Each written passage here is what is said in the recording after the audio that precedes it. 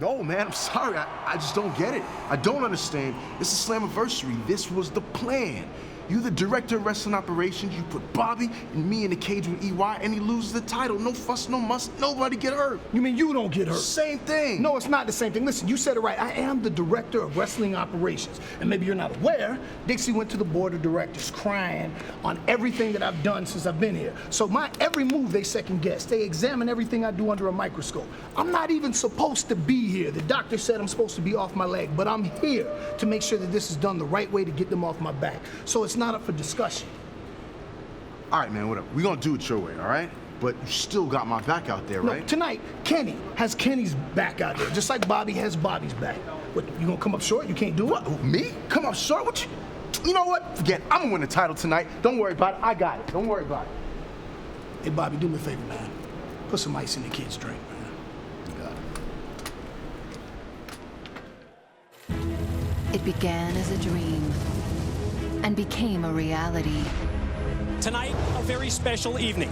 It's an evening that revolves around history, and history on so many fronts. 12 years of history-making moments. This is a lifetime. I've been thinking about this day. It's even more perfect than I thought. Converting doubters into believers. Oh my God, it's Samoa Joe and Kurt Angle! Listen to this spell! Oh my God, Kurt Angle just headbutted Samoa Joe! Olympic slam! Olympic slam for Angle and Samoa Joe! I think everybody is shocked at what just happened here. From the six-sided ring to the Hall of Fame. I've had some awesome moments here, but this one has to be the best so far. Fans from around the world have joined in the movement. For the very first time, Impact Wrestling emanates from the United Kingdom. And turned an idea into one of the most dominant forces in sports entertainment today. You've never seen anything like this on Spike TV. Tonight, we celebrate 12 years of total. What a return for the Samoan submission machine. Non-stop.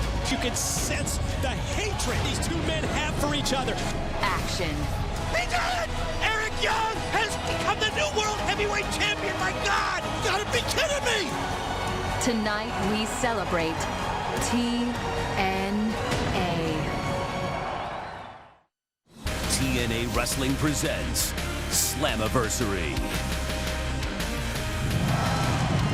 From the College Park Center at UT Arlington, near Dallas, Texas, we welcome you to TNA's 12-year anniversary event.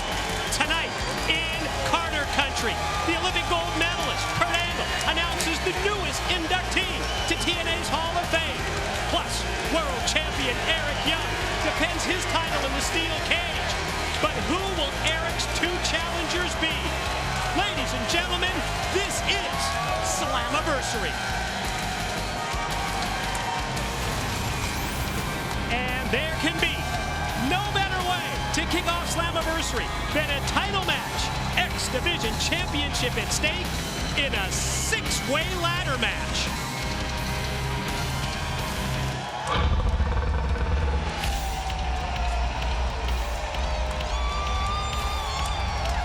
Let the hunt begin! The following contest is a six-way ladder match for the X Division Championship. Introducing first, Davey Richards and Eddie Edwards, the Wolves! The Wolves, two-time TNA World Tag Team Champions tag. To me, they have a distinct advantage because they can work together in this six-way match. Yeah, no doubt about that. The Wolves, I had a chance to have a little chat with them earlier today. They seem really amped up for this contest, I'll tell you.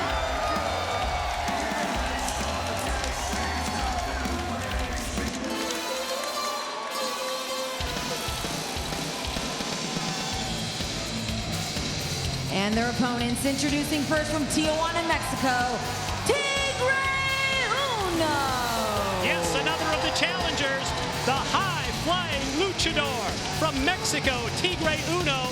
As we take a look at our Spanish broadcast team, Willie Urbina and Hector Guerrero. Well, it's Tigre Uno, definitely a stud athlete.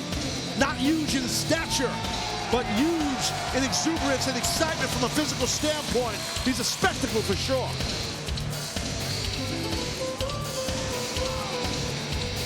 And of course, when it comes to Tigre Uno, he may have an advantage over the others because of the recent series of matches that he has had with the X Division champion Sonata. Yeah, well, good point. I mean, definitely, look, Sonata, Sonata, we're going to see in a little while here. Sonata's the man, in my opinion.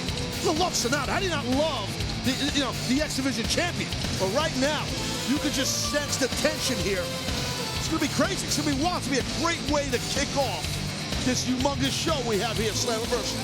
Sonata victorious in that recent best-of-3 series against Tigre Uno. But tonight, in the ladder match, it's the chance for Tigre Uno to get some payback, get some revenge against the reigning X Division champion from Japan. By the way, on a side note, we have a great audience here this evening, man. It's awesome. Fired up. Oh, speaking of fired up. Whoa. A little person. They freaked me out a little bit.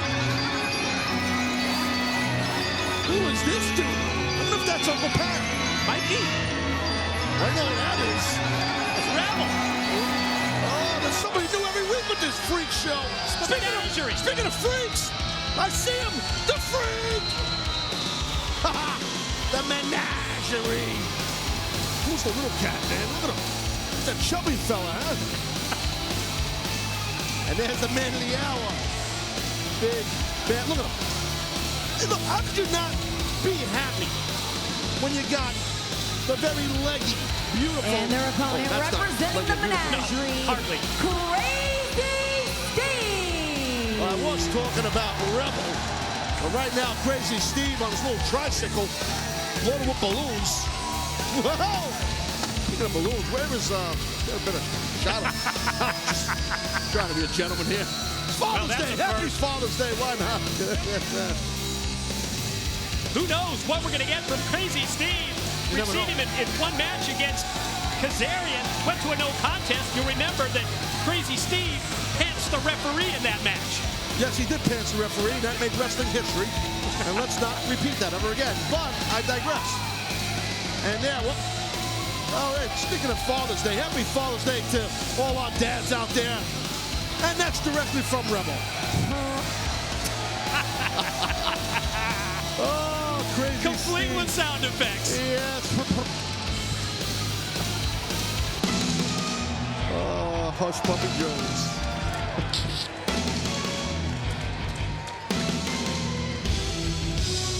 And their opponent, this is Manic. Manic has been there before. Former X Division champion. 3-month reign after winning the title last July. Whoa, and Manic. Oh, look, you see our French broadcast team there, Mike? Sure do. So lay it on. Hey! Leon Marini, Gregory D. Hollywood! MCS, the French broadcast team. International flair here tonight in Slammiversary. MCS, FTW, everybody's got little acronyms. Excuse me? FTW, that's my gimmick.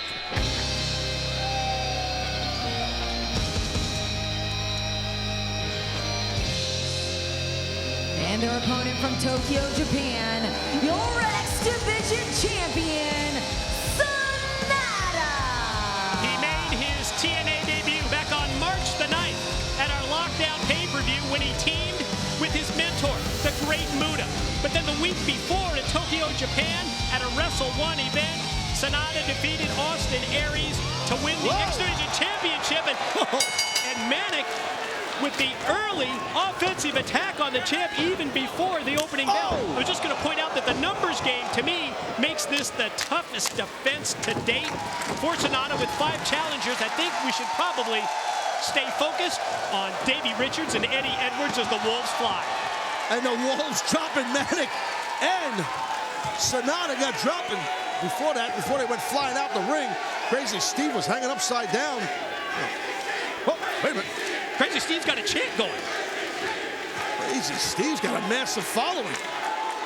And again, wow. This is a ladder match. The way that you win is to climb up the ladder and take down the X Division Championship that hangs high above the ring. Before you can do that, you have to try to get the ladder out from under the ring. I don't know why he would even grab that, but he's Crazy Steve. There was a ladder on the outside already all set.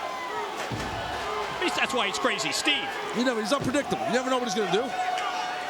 We cannot drive home the importance of the X Division Championship, Taz, especially with Destination X fast approaching this summer. You know, once you head into July, if you've got that title, as we see Tigre Uno with a beautiful twisting corkscrew attack, there's always option C, and we know how important that has been in recent years as we take another look at Tigre Uno. Yeah, that athleticism, just amazing. That's what I said earlier about Tigre Uno, Tiger as I call him. I mean, listen, he just brings tons of energy and athleticism. Amazing, amazing spectacle is that young athlete. And right now, Manic might have an opportunity here to get that ladder set up and get up there and try and capture well, he that had a little space, title. but look how quickly Sonata's going to make up the gap. And the champion, able to drive Manic back first right into the corner. We've discussed it in the recent past on Impact Wrestling. Look, the amount of pressure we've witnessed that this young man, Sonata, is under from his country of Japan, from the Great Muta, namely. Putting so much pressure on this young man to succeed here in the United States for TNA. And you have to admit, he's done nothing but succeed as he goes springboard and lands with the big chop to the head of Manic.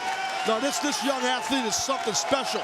I mean, he's got tremendous size, his speed, quickness. And we've seen some excellent contests between these two men that you pointed out earlier. Yeah, touched on the familiarity between Sonata and Tigre Uno. Whoa, buddy. Going for a double overhook throw there onto that ladder, maybe. Missed the round kick, but got him with the back heel hook kick. Great job by Tigre Uno. And Tigre with a chop to the chest of Eddie Edwards. Watch the double spring. Oh, make it a triple, make it a quadruple. And went for the Hurricane Rana, but it was stopped. It was blocked by Edwards, who hands Tigre off to Richards. Oh, first the kick, then the release suplex into the ladder. Wow. Well, German suplexes aren't fun to tape. Let's take a look. Just listen, listen. Yeah, and as the crowd here in Dallas said, that was a holy bleep moment. I agree. It was exciting for everyone except for Tigre Uno. Now what? Again, this is every man for themselves. It is, but at the same time, the Wolves, they have the ability to work together, to watch each other's backs. I mean, I'm with you. Keep your eyes on Manic. Where'd he come from? I think Manic, he will come from anywhere he wants. Uh-oh, Crazy Steve. You never know what he's going to do because he don't know what he's going to do. No clue. Surveys the situation. All right. Is that working? It's like an Anthony Rocca moment. Remember the airplane sprint? There's no human on his back. Oh! They're dropping like flies.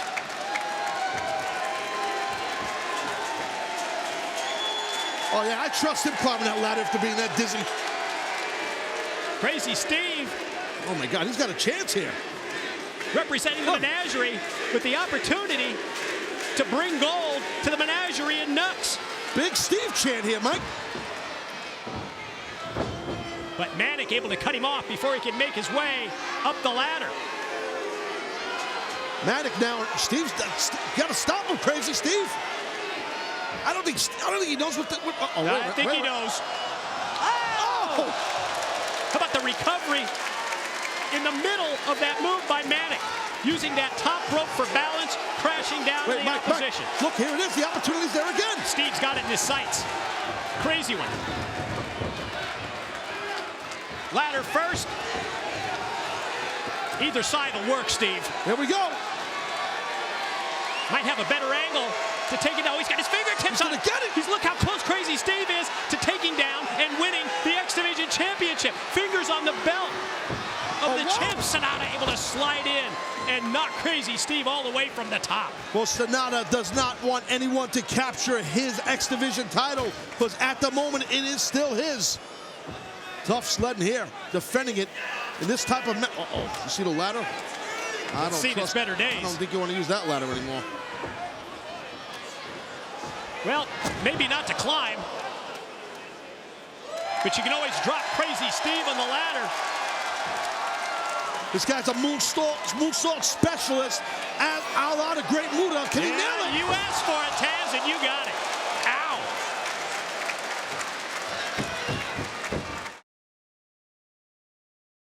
Big time moonsault by the X Division champion onto Crazy Steve. Just got squashed in the ladder. That hurts like hell. You get crushed and sandwiched like that. With all that impact of velocity, and now Sanada looking good here to grab his X Division championship. Sanada regroups up to the second rung. Crowd loving this Slammiversary opening X Division title match, the ladder matches. Look at Tigre Uno. Yeah, Tigre decided to go up the same side as Sanada, and that's why. That was sick what Tigre Uno just did. So hard, so dangerous. He makes it look easy. And now what? I don't know what Tigre. Look, he's trying to make like kind of like a bridge. Yeah. Tigre Uno, he wants to feed off a live crowd here.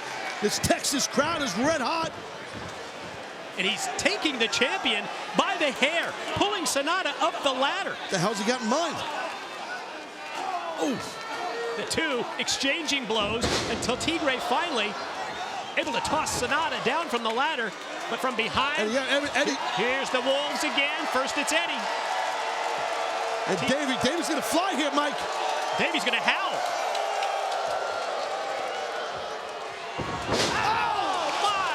Oh my God. Wow. Davey Richards flying off the top. Cracks the back of Tigre Uno, but you can see that Davy's favoring his leg and his knee. Let's take another look, Taz. Yeah, watch this. Wow. Might have popped something that now. Whoa. This is what I was saying, Mike. Face to face. The World Tag Team Champions, Davey Richards and Eddie Edwards. We had wondered about if it comes down to this. Yes, it is every man for themselves. And the Tag Team Champs both looking up at the title. You got to slug it out. You got to do it. With the X Division Championship at stake, Richards and Edwards exchanging punches at the top of the ladder, and that's dangerous. Oh, Davey, headbutt, Eddie right back again. Look at this, the intensity, because of the importance of this match. Oh my God, those headbutts by Eddie. Eddie got the better of it on Davey Richards. Eddie's close, he's groggy himself. Yeah, Eddie with his fingertips on the title. Little Sanada back in the game here. Now watch this. Oh, the suplex. Oh, my. Oh, no, God. The bad landing that was outside. Tigre Uno out there as well. But now Manic has Davey in his sight. Springboard right up onto the ladder. This is unbelievable. Manic, Davey Richards, both with their fingertips on the championship. All they have to do is unhook it, take it down, and become champion. But Manic using the ladder as a weapon. Watch this. Oh my God. Oh my God. Jeez. Oh my, I've never seen nothing like that in my life. He powerbombed him off the top onto the ladder. Look at the landing. I can't believe it. Let's take a look here. Just watch this. Meanwhile, back live. Oh my Sanada God. just inches away from taking down the title. But it's Eddie Edwards who comes in from behind. He's got his leg hooked. Sanada gonna reach up, and he takes it down, and Sanada keeps the championship. Your winner and still X Division champion, Sanada. Now that, my friends, is how you kick off a Slammiversary pay-per-view. You think? You need to take a bow and tip your cap for each one of those competitors, because any one of them could have walked out of here with that X Division title. At the end of the day, Sanada got it done, captured his own title back. What a physical contest. What a spectacle that truly was. Great job by all the men. So many highlights from our opening X Division Championship ladder match, and it all started with Tigre Uno. I don't know where you start, Mike. I mean, it was just move after move, massive move after massive move. The danger involved here. And it just shows how important, how vital to be the X Division champion, the tradition, the history of that title. What these men put their bodies through here live in front of us here from Texas at Slammiversary shows how important that title is. And also with Destination X, Option C upcoming. Whoever the X Division champ is at that point can cash it in for a world championship shot. That's why we saw this kind of action. That was just sick, Taz. Yeah, it was definitely sick. Everything was sick. The whole thing was nuts. I mean, and at the end of the day, like I said, Sonata able to, well, grab that title, grab his title, and remain X Division champ. That was an amazing match to kick off this, which we seems to have a tremendous Slammiversary coming at you. Wow, no question about that. Terrific opening match with Sonata retaining X Division gold. There it is. Great job. That was great stuff. I mean, I'm talking, you talk physical, you talk danger, high risk. We just witnessed it, man. It's great. Mike Tenay and Taz, first we wish you a happy Father's Day. We welcome you to Slammiversary, where tonight, Hall of Famer Kurt Angle will make the announcement as to who the newest inductee is into the TNA Hall of Fame. But first, Taz, we need to address this situation revolving around MVP. Well, yeah, on Friday after Impact, on Thursday, on Friday I should say, what happened was we saw a tweet by TNA executive John Gaborg stating that, you know, due to a torn meniscus in his last match beating MVP, he's not medically cleared, so he cannot compete here this evening. So as a result, we will have two qualifying matches. Austin Aries versus Kenny King. Lashley versus Samoa Joe. The two winners, yes, they are going to advance to our steel cage main event, where they will challenge Eric Young for the World Heavyweight Championship. Well, now Eric Young's in a situation where tonight, he don't know who he's going to face, and he has to face not one man, but two men to defend his TNA World title. So a totally different situation. Oh, speaking of MVP, hope you didn't piss him off, Mike. But sometimes you see things, you just piss people off. I do? Yeah, sometimes you do. A little bit. Director of Wrestling Operations. Impact in 3, MVP. 2, 1. We talked about the torn meniscus. The situation that TNA found themselves in. And announcing the addition of the two qualifying matches. 3, Kenny King and Lashley join MVP. Well, I have had several torn meniscus and have had surgery on them, and I can tell you it's not fun. You cannot compete. There's no way, no how. You can't put weight on your knee. It's basically that simple.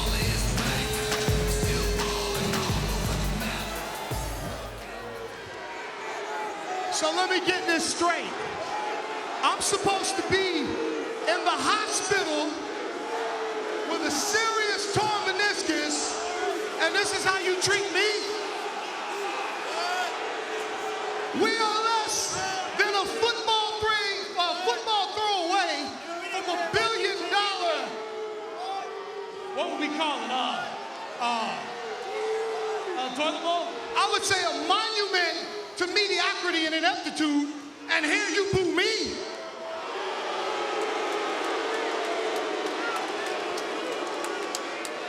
Listen, I know that you're upset. I understand, because everybody here spent their hard-earned money to see MVP become your new TNA World Heavyweight Champion. I understand. And if I were you, I would be disappointed too. I really would.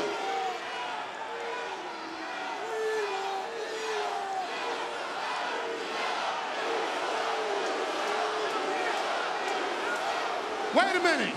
I came here for you. I'm supposed to be in a hospital bed resting my injured leg, but I came here for you. And this is the reception I get? That's not right. You shouldn't do that. You really shouldn't. Well, look, here's the deal.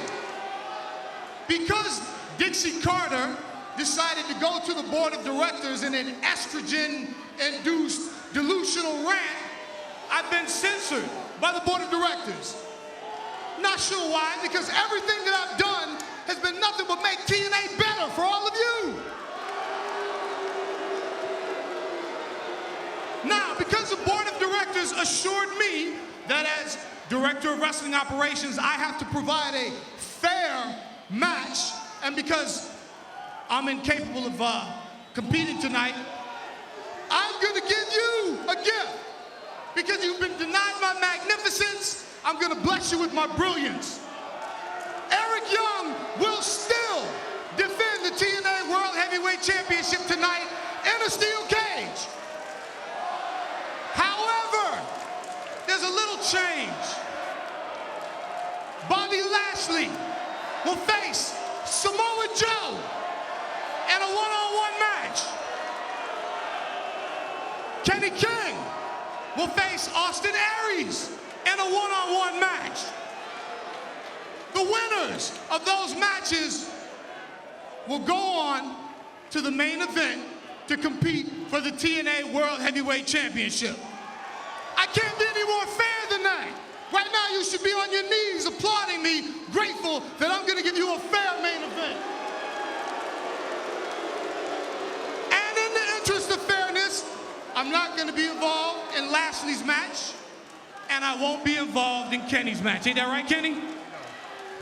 Dallas, Texas, we came here to show you how to do it. Look at these three men. These are winners. These are champions. We're not like Tony Romo and them lame-ass Dallas Cowboys that can't win no playoff games. These guys know how to get it done. So, tonight, Eric Young, ain't no way you're gonna walk out of this building as champion. And Austin Aries, the self-proclaimed greatest man that ever lived. Well, homie, the greatest mistake you ever made was showing up to this building to face Kenny King. You can call me Chef Kenny King tonight, because I'm gonna be serving up ass whippings all night long. And Austin, there ain't no vegan recipe for that, bruh. And on that note, you guys always talk about Joe is gonna kill you. Joe is gonna kill you. Joe, tell me, when it's all said and done, how it feels when the predator becomes the prey. Without further ado, Lashley, do what you gotta do and let the carnage begin.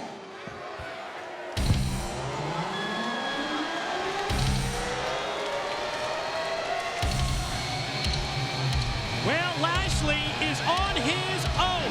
No involvement, says MVP. The board of directors putting the pressure on MVP. TNA board of directors, they're watching MVP, his actions, Lashley's actions, and Kenny King's as well. Watching him like a hawk. I'm just fired up for this matchup we're about to have right here.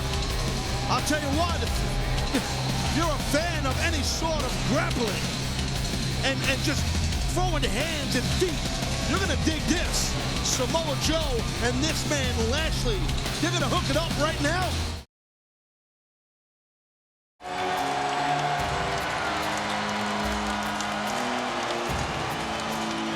And his opponent, the Samoan submission machine, Samoa Joe!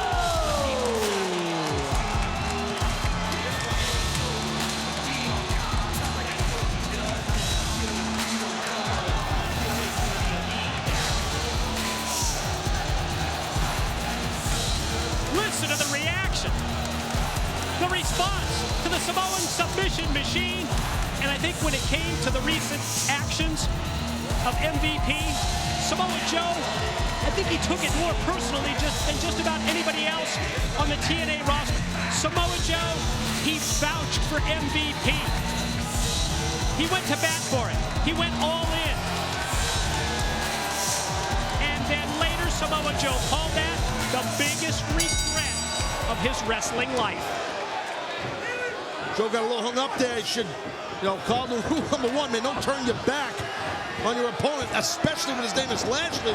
But Joe can recover so quick, so well. Again, Lashley, just look at the snapping attack, the intensity and the snap in his physicality. How quick he just got in a three-point stance, fired out, lowered the boom on the abdomen of Joe. The winner advances to challenge for the World Heavyweight title. Both of these men, if you look at their career resumes, they have world title reigns. Samoa Joe, noted for that 18-month unbeaten streak after arriving in TNA in 2005, and that kick arrived right on the side of the head of Lashley. Just imagine if you're poor Eric Young, the TNA World Champ. You got to face one of these men tonight in a cage. Yeah, plus another opponent. Another guy. Yeah, the winner of Kenny King versus Austin Aries.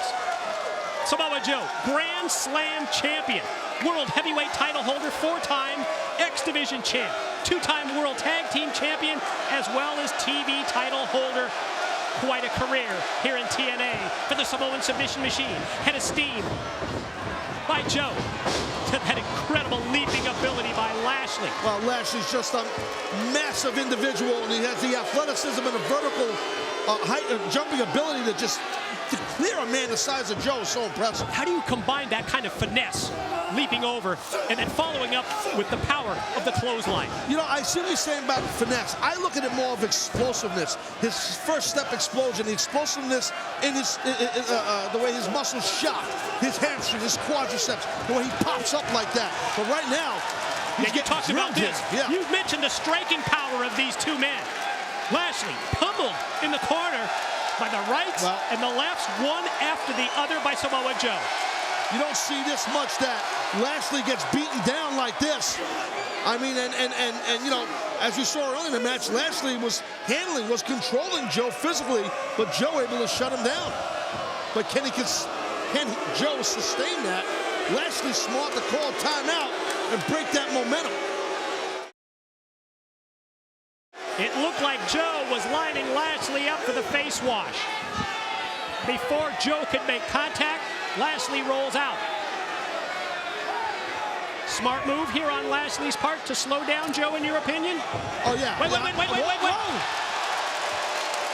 That's a Samoan freight train is what that is.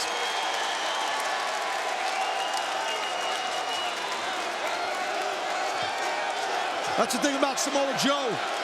I talked about the athleticism of Lashley. Watch the athleticism here of someone like Samoa Joe. That's what makes this match so intriguing. Either one of these men could enter that steel cage tonight, which one of them will, to face EY. One of the other guys was said either EY or Kenny King.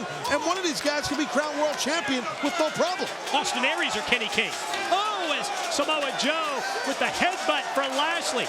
As Joe following Lashley already.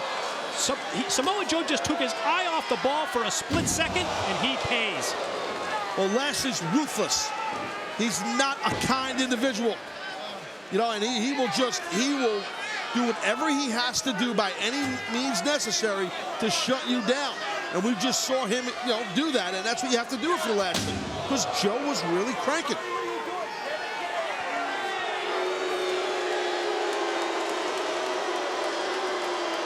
Steel steps used by Lashley on Joe. Lashley's got to try and get in here and break the count so he doesn't get counted out. Well, there's just no give to the side of the ring right there where Joe went back first. Lashley rolls in, goes for the cover, and quickly Joe escapes. You don't see Lashley get frustrated much, but he did a little bit there because Joe was able to kick out quick. Double cross chop by Lashley. Follows with a corner clothesline, and then a big overhand right. Well, you hear our audience here. Really behind Joe. But Lashley answers. Elbows to the side of the head. And then the spinning neck breaker.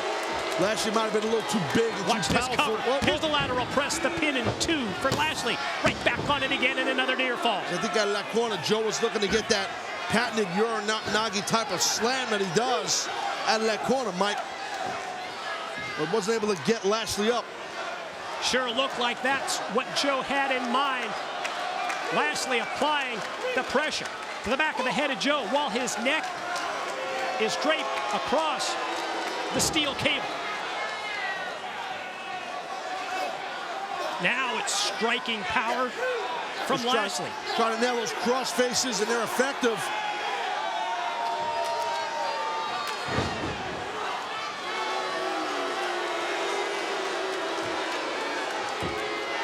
Drops the elbow with authority. Leads to another pin with the far leg hook. Joe able to get out just before 3.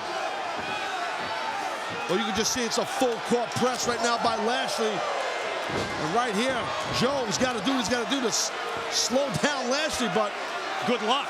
Lashley able to rake his eyes and stop him, stop that flow from Joe. Look at this, look at that. Oh my God. Listen, he made that, hold on here. Flawless execution of the suplex. Well, it was a snap suplex, and Lashley exemplified those quick hips, that explosive power he has to snap someone over with a snap suplex like he did. But it was the ease in the way that he took a 300-pounder over. It's so damn impressive. A move that we've seen over the years from pure fans. The great Dynamite Kid for the British Bulldogs do, the snap suplex. But how big Joe is for Lashley to do that was so impressive. Nerve hold applied to the trapezius muscles of Joe, who gets back up to that vertical base. Tried to get the offense going, but immediately shut down by Lashley.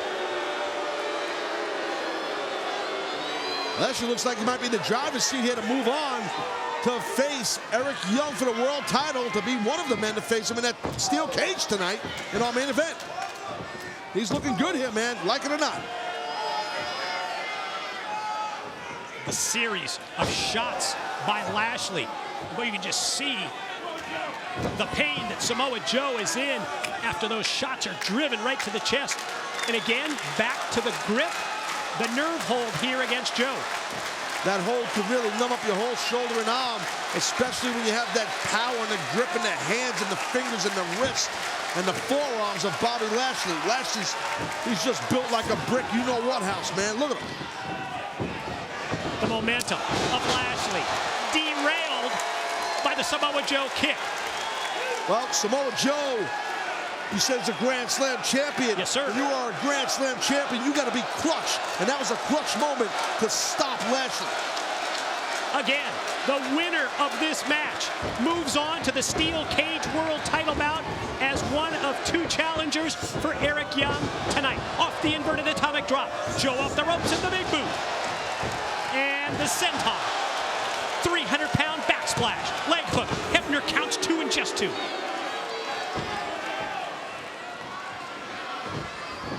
Oh, quick reversal sends Joe into the corner. That time you got your Uranagi, did you ask him? Well, he nailed it for sure. That was impressive by Joe. That's a big dude to get up like that. Gonna go for that rear naked choke. There it is. Kakina clutch applied. Wise move by Lashley with the MMA experience as well as the wrestling experience to block that rear naked choke by backing Joe up into the corner. And from the corner mount, look at the way that Joe is able to turn Lashley around. That's amazing to me. You don't see that much by anyone. That was impressive. He made it look easy. Muscle buster, Lashley fighting it off.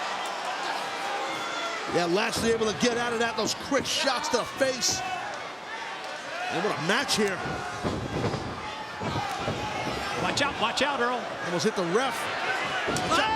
And when Joe turned around, he just got speared out of his boots. Lashley the cover, and Lashley the pin, and he moves on. Your winner advancing to the steel cage match, Lashley. Well, that was just a second right there where Joe didn't want to run to the ref and get disqualified or something like that, so he slowed down. He stopped. And as he turned, Lashley saw there was a little bit of an opening. He exploded right through the midsection. The midsection he attacked early in the match of Samoa Joe with a nasty spear. Wow. And you know that Director of Wrestling Operations MVP has to be celebrating because of this. Sure thing. Why wouldn't MVP? MVP can't compete, as we stated, because of an injury. Well, you know what?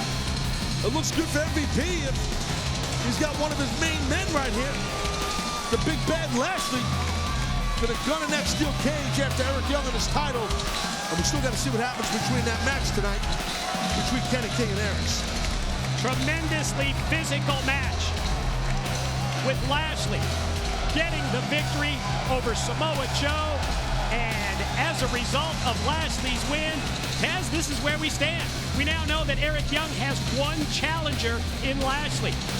Who will be his other challenger? Austin Aries or Kenny King? We'll find out later as we send it to our broadcast colleague, Jeremy Borash. Take it, JB. All right, thank you very much, Mike and Taz. I am here high in the rafters at the arena at Slammiversary in the Carter family party suite. Bob, Janice, the whole family here. Dixie, if you could please. Dixie Carter, if you could please. Rockstar Spud here as well. Dixie, tonight, a huge night. What do you think so far? Slammiversary, look at the great crowd here tonight. I mean, my hometown, all these people that love me, my family and friends. I mean, what more could I ask? Everybody loves you, man. What could you ask? Maybe an EC3 win tonight over Bully Ray? Well, I mean, that's a given, Jeremy. I mean, my gosh, you saw what Bully Ray and those 3 thugs did to him a few weeks ago? They drew Carter blood. They messed with the wrong family. Wrong family. And I got to tell you, no one has seen Ethan's vicious side. And if I had to guess, that's exactly what Bully Ray is going to see tonight. And he has all that and more coming to him. Let me ask you something. You tweeted earlier something in the week that you were here in Dallas earlier, had some high-level meetings. Tell us more about that. Who was that with? What was that about? Now, while I appreciate you trying to do your job, finally, you don't do that with me.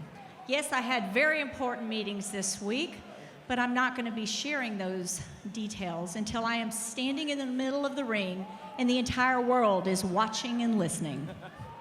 Maybe just a hint, something tonight? Absolutely not. Absolutely not. Well, I'll give you one little thing. You know what they say about karma, right? Well, I think karma bit Mr. MVP in the butt. His big plan to win the world title and steal the main event tonight, and he blew out his knee. How tragic. Well, all I can say is, if you think that's bad, you don't know what's coming at you. You're warned. Jeremy, that's enough. We're having a party in here. You take off. Come on, get out of it. Don't you touch the food. Thank you. Don't you touch the food. You get out of it. All right. Get out of it. Jeez, Spud, he's just like a starburst. The following contest is scheduled for one fall. Introducing first, accompanied by Bram, Magnus! Well, we finally saw the side of Magnus that Bram had been trying to bring out Taz for several weeks. And you can just see the appearance, the difference in Magnus. I mean, this is the true Magnus, I guess. I mean, the one that Bram grew up with. And, you know, not the extremely expensive custom-made suits and Italian leather shoes that are $1,000 a pair. This guy's a rugged chap for sure. You can see it. We've seen that of him the past few weeks.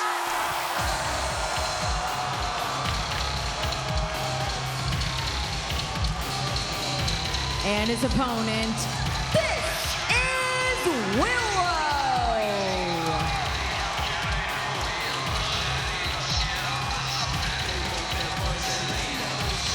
Wacky, crazy Willow.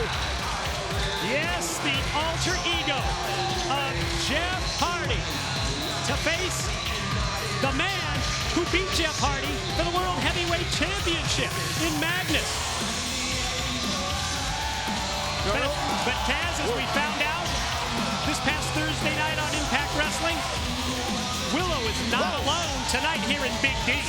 Oh, no, he's not. But hold on. I just got a little freaked out right there because he ran by me. This Willow's a little nuts. He's very unpredictable. A little nuts. Slow down, bro. Slow down. Here we go. Oh, picking up steam.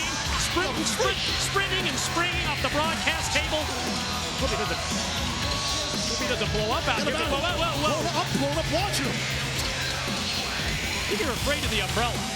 Well, I'm saying he's unpredictable. He's like one of those cars that goes really fast. What do you call it? Like a drag racer? Yeah. And then it dives down. Oh, he's right here again. Take a seat, bro.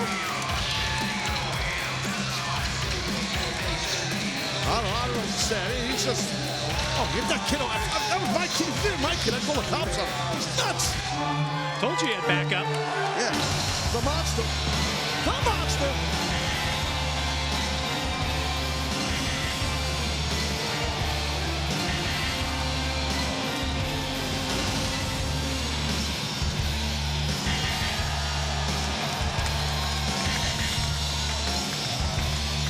Yes, Willow announced to the world this past Thursday night that he would have the monster in his corner. We then saw the physicality between these 4 men erupt, and one anticipates that the same thing could happen here tonight, even even though this is, on paper, a singles matchup with Magnus versus Willow. Yeah, you know, matches, they might be written on paper. They don't wrestle on paper, nope. So you got to really see what Magnus has got in him here. Because there's a history with Magnus. Along with Abyss, we've seen, about a month and a half ago, right? 2 months ago on Impact Wrestling. Sure. And then everything just changed up.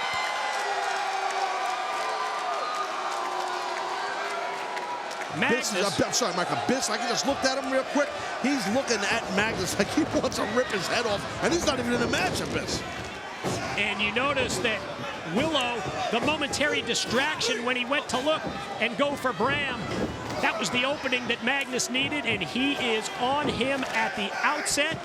This, Taz, a side of Magnus that, quite honestly, we have never seen before. You think about Magnus when he was a tag team wrestler, when he was the world champion, first British-born world champion in over 100 years, by the way. Yes. But then what we saw with the attack by Magnus, that crowbar, that steel pry bar that he used. Well, it was a violent side of Magnus, that, to your point, that we've never before. seen. Yeah. And Bram was telling the world that's in him, and Bram wanted Magnus to pull it, bring it out. Well, he did.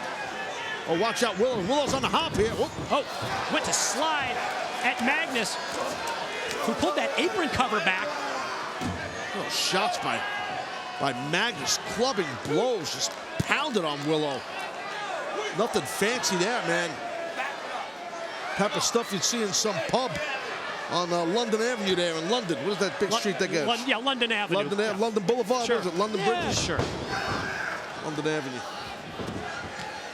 Magnus rolls Willow back in and gets a 2 count. Right back on him again with another pin attempt. And in all the pin attempts, Magnus takes the forearm and has it positioned right across the face of Willow, just to add a little bit extra. Yeah, you want to drive your forearm across his jawbone, his cheekbone. Look at that clothesline. Talk about exploding through somebody. Decapitation clothesline by Magnus. Hey, I like this side of Magnus. I like what Bram brought out of him. I really do. It's an intense, a physical side of Magnus that works. Thanks to Bram. Bram brought it out. And at the same time, Willow told us that while Magnus may have found himself, that he has awakened something in Willow. To this point in the match, though, it has been mostly Magnus.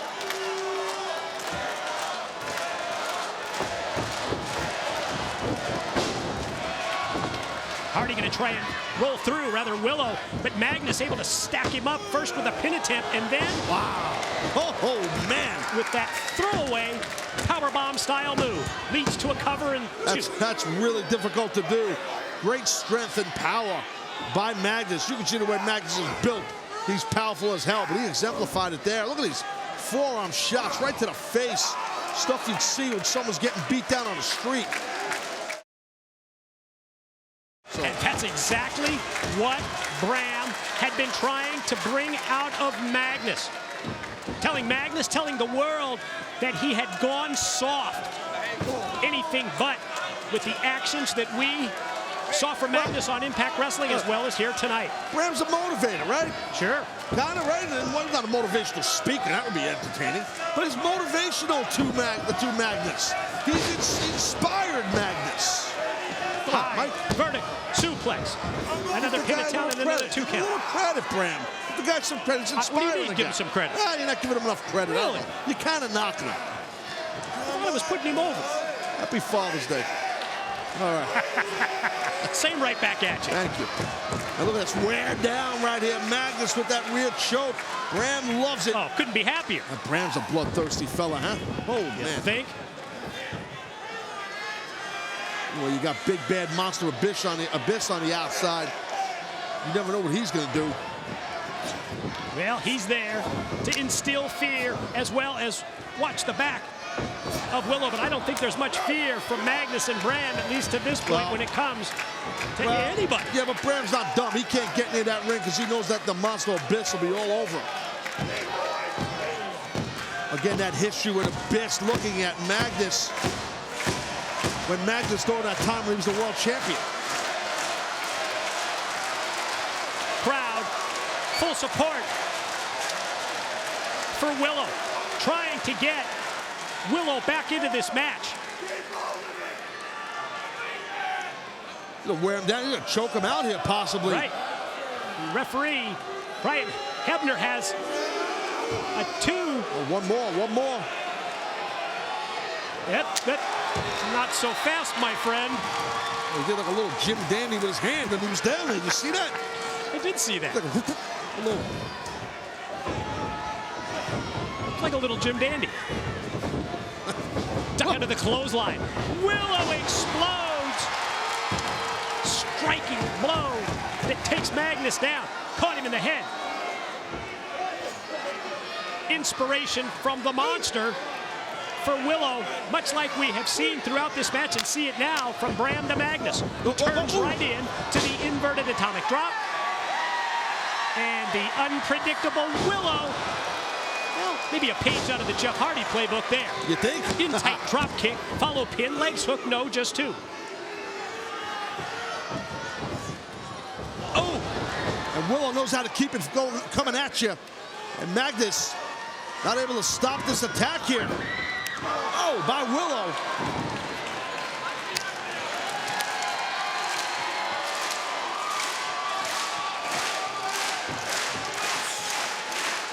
Oh, both boots right into the chest of the Brit.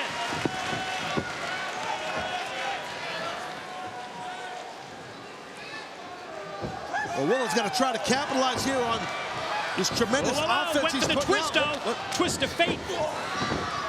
Blocked by Magnus. Didn't block the boots. You know what time it is now. Willow straight down. Here's the splash. Here's the pin, and here's the 2 count. For a second, I thought we were going to see a little swan-tonish action, but he didn't go to the top. As the kids say, the tears up. Kids are talking carny now, huh? Little hip-hop rappers, they say that stuff. Hold on here. Look.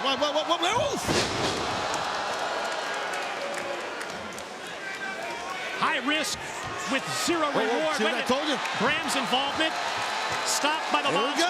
The entire reason that Willow had Abyss at ringside in his corner. Check out that physicality. Rights and lefts, big strikes and big blows from the monster Abyss to Bram. Bram's a brawler, but Abyss is just too big. He needed Magnus to help him. Now Magnus. Look at those shots right there, right to the midsection. They have Abyss defenseless outside with Magnus hooking him from behind. Bram laying in the shots. Whoa. Watch Willow. Oh my God! Little Nestea plunge. Backwards. Skull almost spotted here. That's why we have deemed him the most unpredictable man in wrestling, as you see shot after shot of the amazing Willow. Abyss rolls Bram in, and now Bram laying in rights and lefts. Oh my! Back to back. Physical clotheslines for the Abyss. 350 in the corner stacks up Bram. And then the monster clears the ring. That's how he does it, man. He can. You got that size and that power, that intensity. You can do whatever you want.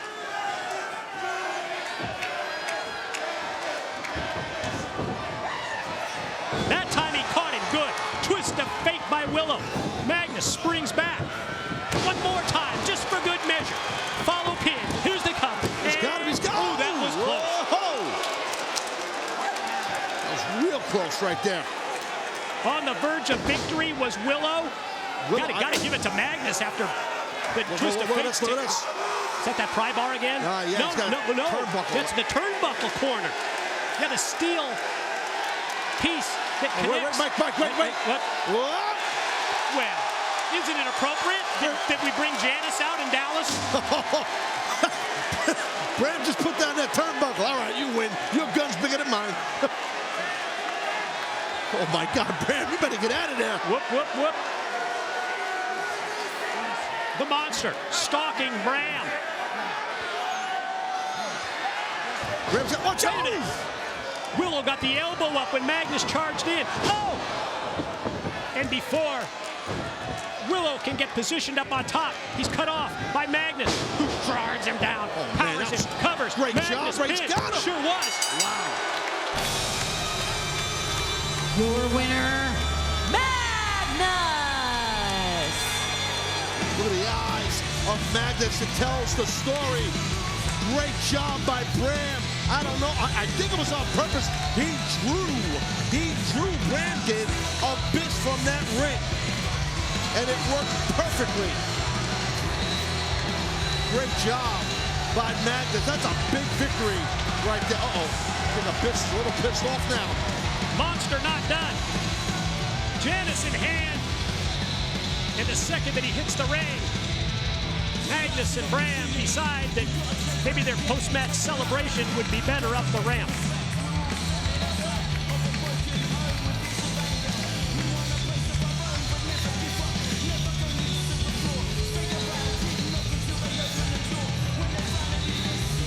Yeah, Abyss looks livid. I don't blame him. I mean, just because what happened to Willow, but I mean, to me, you got to give a very good, hey, that a boy, great job to Magnus, because I thought that was a very impressive victory for the new and improved, in my book, Magnus. You know, Taz, I could not agree with you more. Super physical matchup at Slammiversary with Magnus scoring the win. You know, earlier tonight, we mentioned our French announce team, Cilian Barini and Gregory Dees. Taz, what do you say we send it over to our broadcast partners from MCS? Okay. There they are. C'est que le début de la soirée. Et bien entendu, vous savez que notamment il y a un match entre Austin Aries et Kenny King qui va être très important pour savoir qui sera le troisième homme. Qui va se qualifier pour le match final, qui va se qualifier pour le main event. Une chose est sûre, c'est que ça va être énorme, Grégory. Je suis étonné, vous n'avez pas parlé des knockouts. Well, you like to translate? Oh yeah, it seems like they're having a good time in Dallas.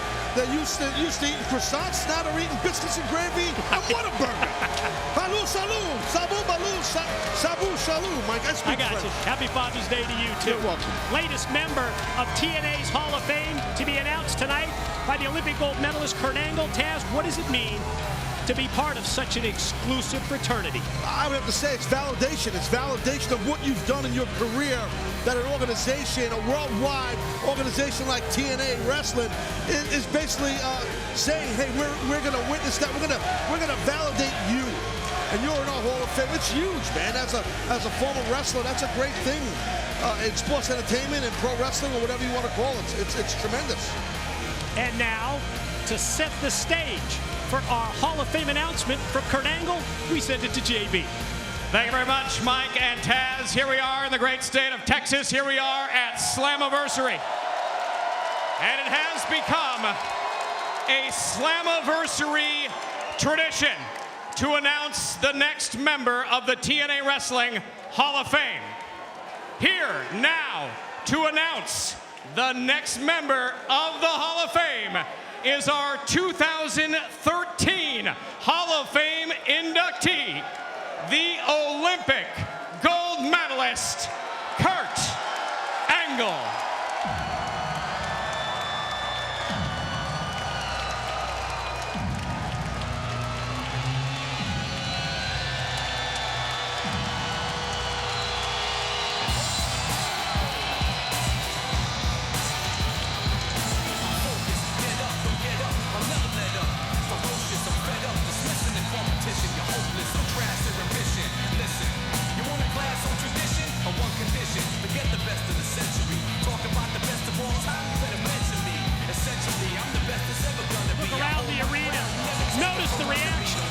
Because their standing is one in Dallas, Texas, out of the respect that they have for an Olympic gold medalist and a TNA Hall of Famer. Well, that's Mr. Credibility right there. 13-time World Heavyweight Champion.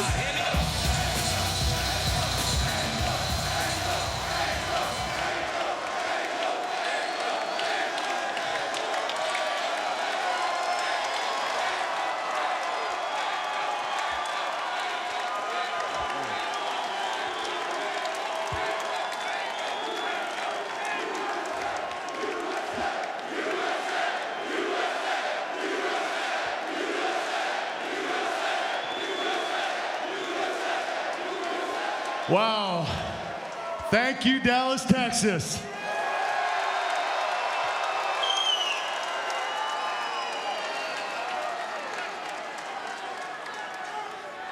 First of all, I'd like to thank the board of directors for allowing me to come out here to make this announcement. Being inducted into the TNA Wrestling Hall of Fame, you know you've reached a level of greatness. A level of greatness that's respected by every wrestler in the back, past, present, and future. It's a level of greatness, most importantly, that's respected by all of you, the fans. And for that, I am very grateful. Thank you. Well, thank you.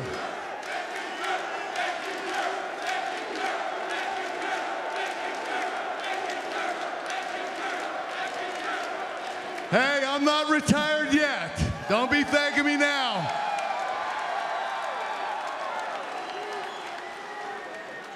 Okay, here we go. Your 2014 TNA Wrestling Hall of Fame inductee, which will be inducted at Bound for Glory and announced here tonight at Slammiversary, is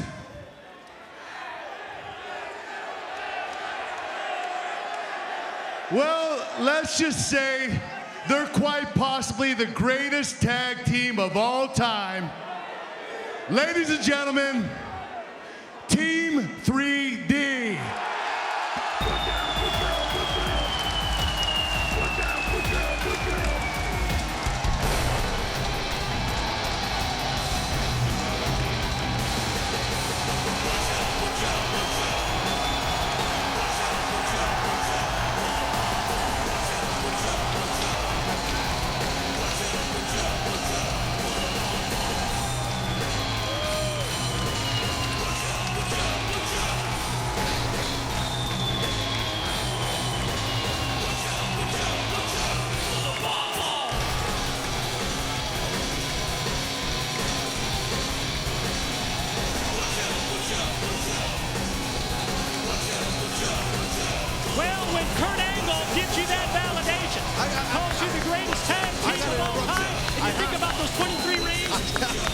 Go ahead. I got goosebumps. I had no idea about this. I didn't know D-Ball was here. I've been here all freaking day. This is unbelievable. I had no idea. I don't know if they're more surprised than me, but this is awesome. Sorry, Mike, I interrupted you, but these guys are two of my best friends ever, and I'm just so happy for them. I don't know what to say. One of those very special moments.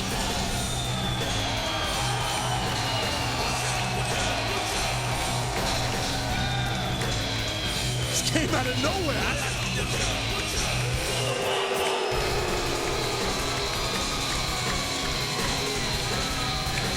Definitely well deserved. What an ovation right here.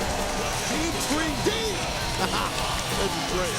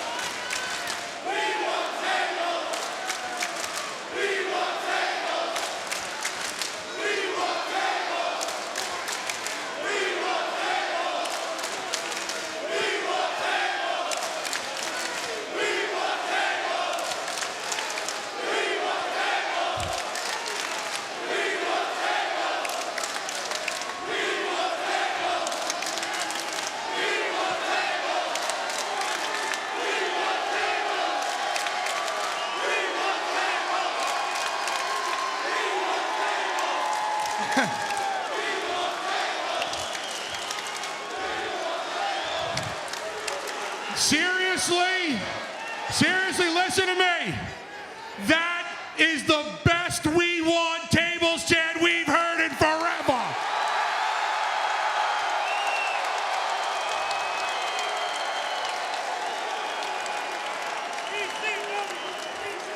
Listen to this.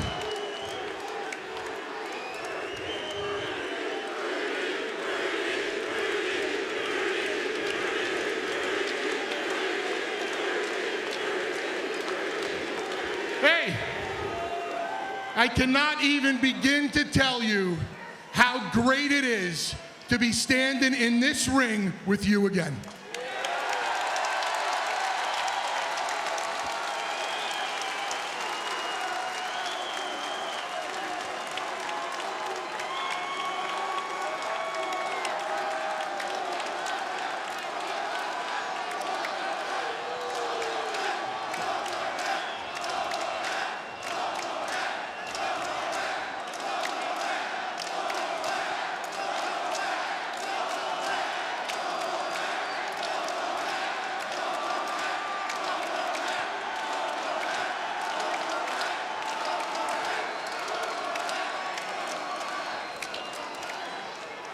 Me and Devon accept the Hall of Fame induction, and we accept it for one reason and one reason only. Because of every single one of you.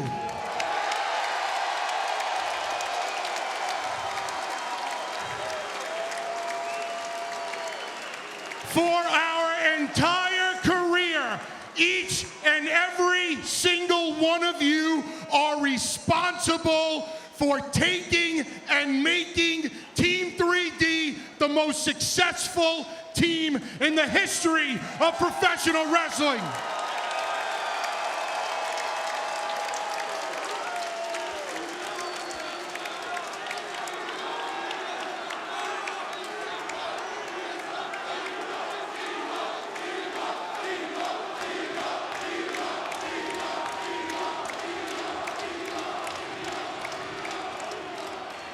You know, last August, when I left TNA, I vowed not to come back because basically I thought I was done.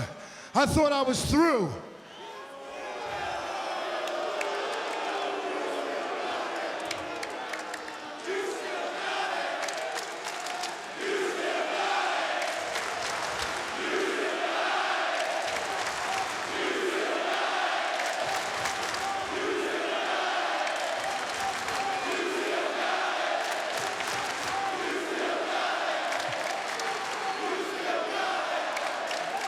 But, thank you, but you know, then I got the phone call saying that we were going to be inducted into the TNA Hall of Fame. Well, you know something? This man right here, I've been up and down the highways with, creating history, winning one tag team title after the other. And it's only fitting that if we're gonna go out, we need to go out together. And if that means going out in the Hall of Fame, like you say, let's go out in a blaze of glory.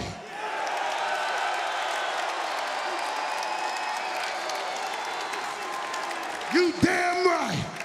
So, with that, without any further ado, oh my brother! Oh, testify!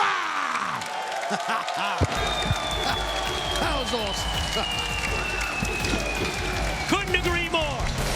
Goosebump moment. Oh, it's great. At Slammiversary here in Dallas. Soak it in, guys. You deserve it.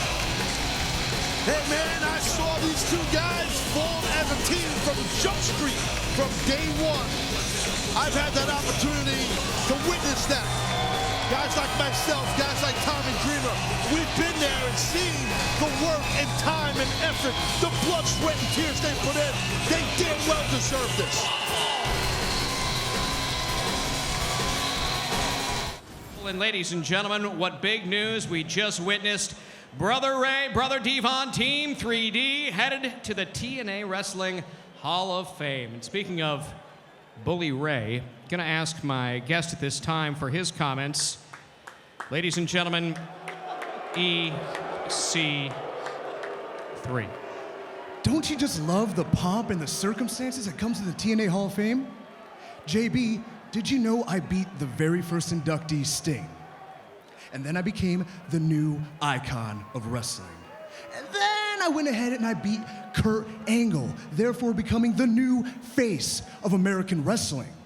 So it's almost fate that Bully Ray is being inducted into the Hall of Fame, because when I beat him tonight in a Texas death match, I'm gonna become the hardcore American icon. Bully Ray, in this narrative, you are not a hero. You are a villain. You have threatened my family time and time again. But tonight, we're in Dallas. And this is Von Erich country, my Keister Meester. No, no, no, no.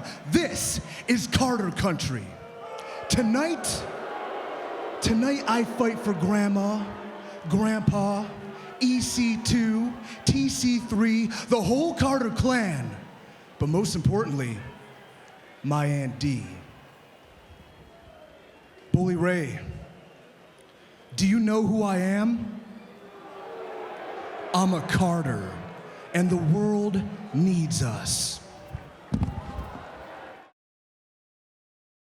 Here's an EC2. TC1? Good, 2, 3. The Bully contest is scheduled for one fall, and the winner will advance to the steel cage match for the World Heavyweight Championship.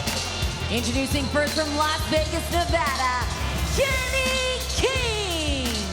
Well, let's focus on how important this matchup is.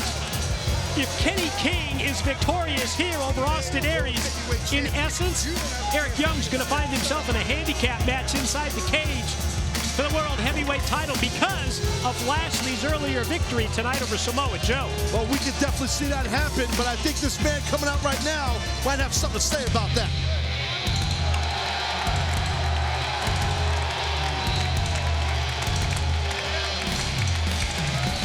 And his opponent from Milwaukee, Wisconsin, Austin Aries.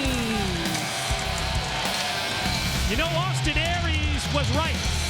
So outspoken negatively about MVP right from the start, right from the outset. And while MVP can call Aries the greatest ego that ever lived, Austin Aries, I think, was one step ahead of all of us. I agree. And got sent home because of it. Yeah, well, Aries smelled a certain scent coming off of MVP and did not trust it. See right there. I think those were some of the members, I believe that might have been some of the members of the Dallas Cowboys there. I think that's what that was. Yes, members of the Dallas Cowboys around ringside here at Slammiversary. Yeah, because of the importance of this great TNA pay-per-view event. Yeah, there they are. Whoa, oh, there they were. Anyways, let's see here. So Kenny King's got an opportunity here to make the man MVP proud if he can beat Aries, go on with Lashley in that steel cage to take apart EY in that TNA title. And what a history these two men have. You know, it extends to even before they first crossed paths here in TNA. But to me, Kenny King's, well, biggest career win was when he captured the X Division title from RVD. Oh, full speed drop kick in the corner by Aries. Gonna try and go brainbuster early on. Gonna try and beat him here in the first minute of the match, but no, Kenny King escapes. I like that thought process by Aries because King never expected that. Nobody did. For him to try and get the... Nobody expected that either. Aries flies with a double sledge off the top. Austin Aries not playing around. He knows there's a massive opportunity here to come back to be the TNA World Champion. in this same evening here tonight at Slammiversary. Touched on the history, talked about the huge win when Kenny King beat RVD for the title. Kenny held it until Slammiversary, June 2013, and in that X Division rematch, he lost to an imposter, Suicide. Later revealed that under the Suicide mask, none other than Austin Aries, who drops the elbow, leads to the pin, and a near fall.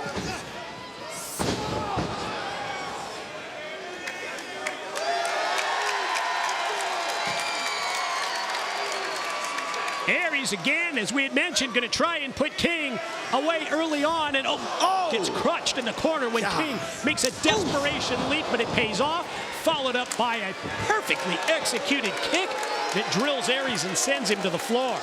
Yeah, great job by Kenny King. This kid's just a tremendous athlete.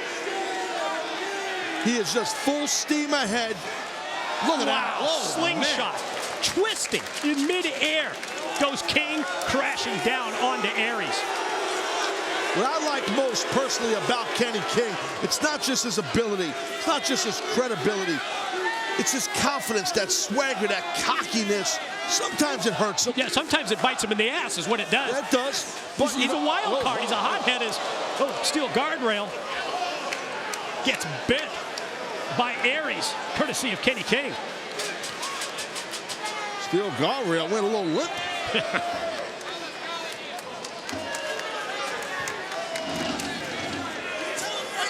I'll tell him, I got it. I know. See, that's what I'm saying. He's confident. Well, that's obvious. He's telling you. Kenny King wants me to tell him, I got it, Kenny. I'll tell the world. He's going to win. Well, I agree with him. King of the night, Kenny King, going to try and follow up the advantage that he has here on Aries. Using the side of the ring as part of his game plan. You see him? You see him? Yeah, we see it. Hey, it's enough to get him in the ring right now. Sometimes certain competitors, they need to have that. They need to have that type of, talk that smack and have those outbursts and be that confident. That makes them, that makes their motor run. You know what I mean? And that's what a Kenny King is. King right back on Aries, and again, the winner of this match joins Eric Young and Lashley stepping inside the steel cage with the World Championship at stake. That all later tonight here at Slammiversary in Dallas, Texas. Kenny King, again, knows, look at that, nice job right there, knows. Again, this is an opportunity for him, just like it is for Aries, to go on in that main event tonight and be one of the challengers towards the TNA World Champion Eric Young. And the other challenger is his buddy, meaning he and Kenny King with Lashley. So, be a handicap match is what it would be. Yeah, but Kenny King still got to get past Austin Aries. Nice hip toss right there. First that knee, then a hip lock. Good job. Aries' offense gets stalled immediately because of the physicality of King.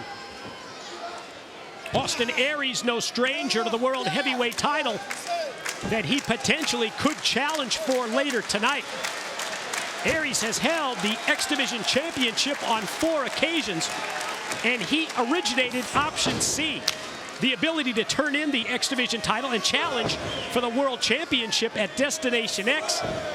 And that possibility of Option C coming up here in TNA is just weeks away. Look at this. Aries, he got caught, but great counter. Off the roll-up, King uses his leg strength to stop Aries from gaining the pin. Well, you see what Aries is trying to do? He's trying to string together a few moves just to stop the arsenal of Kenny King. And boxing his ears like that, that might do the trick. Yeah, to this point, Aries has not been able to do it. He had the quick flurry right at the start of the match. Went for the brain buster, what would you say, 10, 15 seconds in? Yeah, maybe 12 seconds. Watch out. Good job right there by Aries. For the first time in the match, we're seeing Aries mount an offense. That time, punctuated by the dive.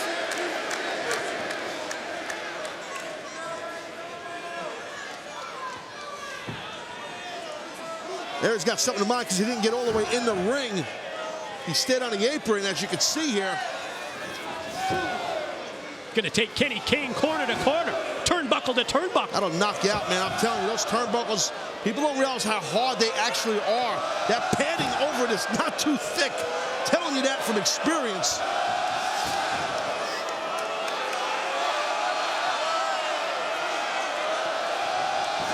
You just scramble somebody's brains real easy with that. Back and forth. Oh, and now what? From the apron. Wow. Aries applies the neck breaker. And we saw Kenny King, head, neck, snap back off the ropes. Aries has King exactly where he wants him. Greatest man that ever lived explodes with a missile dropkick.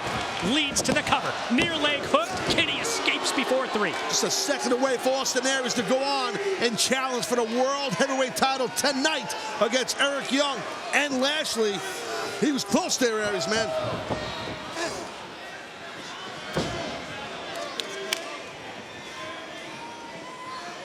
Got himself nice cradle throw right there. Didn't clasp the hands, didn't need to. That could be infringement right there. GI. Here comes King of the Night. Aries avoids the contact in the corner. Yeah, be careful though, Aries. Kenny King. Ooh, could be playing possum. I don't know. Well, maybe not after that. It's a good way to swell up an areola. On Father's Day. That sucks. Oh! King gets the boot up and then look at that. Drilled him in the top of the head with the kick. Spinebuster pin and attempt to use the ropes for leverage. Referee Brian Hebner doing a good job right there. Kenny King not too happy with Hebner not backing down. He's the authority figure doing the right thing. Oh! Discus forearm shot. Aries stacks up King for 2. Oh, he's got that last chancery, Mike. Sure does. And he's got it hooked. You hear the audience. Last chancery applied. The submission. Oh, listen. Is King going to tap? There's a tap. Is Aries going to move on? Oh. Couldn't put him away. Couldn't get the tap out or the submission win. Instead, King explodes right back. Goes out to the floor. Now goes springboard and snaps the neck of Aries. This could be it. Kenny on top. King of the Night. No, just 2. Kenny King might still be feeling the effects a little bit of that last chancery. No, Aries didn't have it on too long. He had on, I thought maybe long enough to get a tap out, but not enough.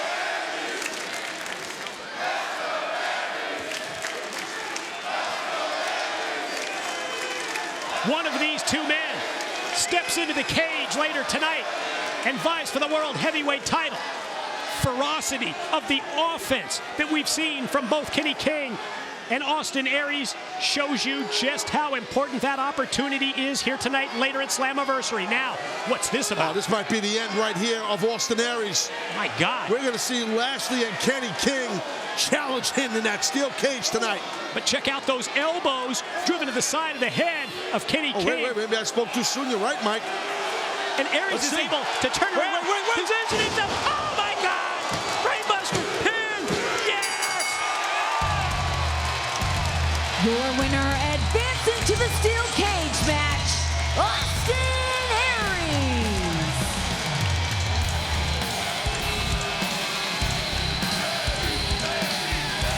I didn't think that was going to happen. I got to tell you. I thought for sure Kenny King was in the driver's seat. Once he got near those ropes and on those ropes, awesome job by Austin Aries. Wow. Super competitive matchup, as you would expect, with a world title shot at stake, and Austin Aries prevails. Here's the highlights.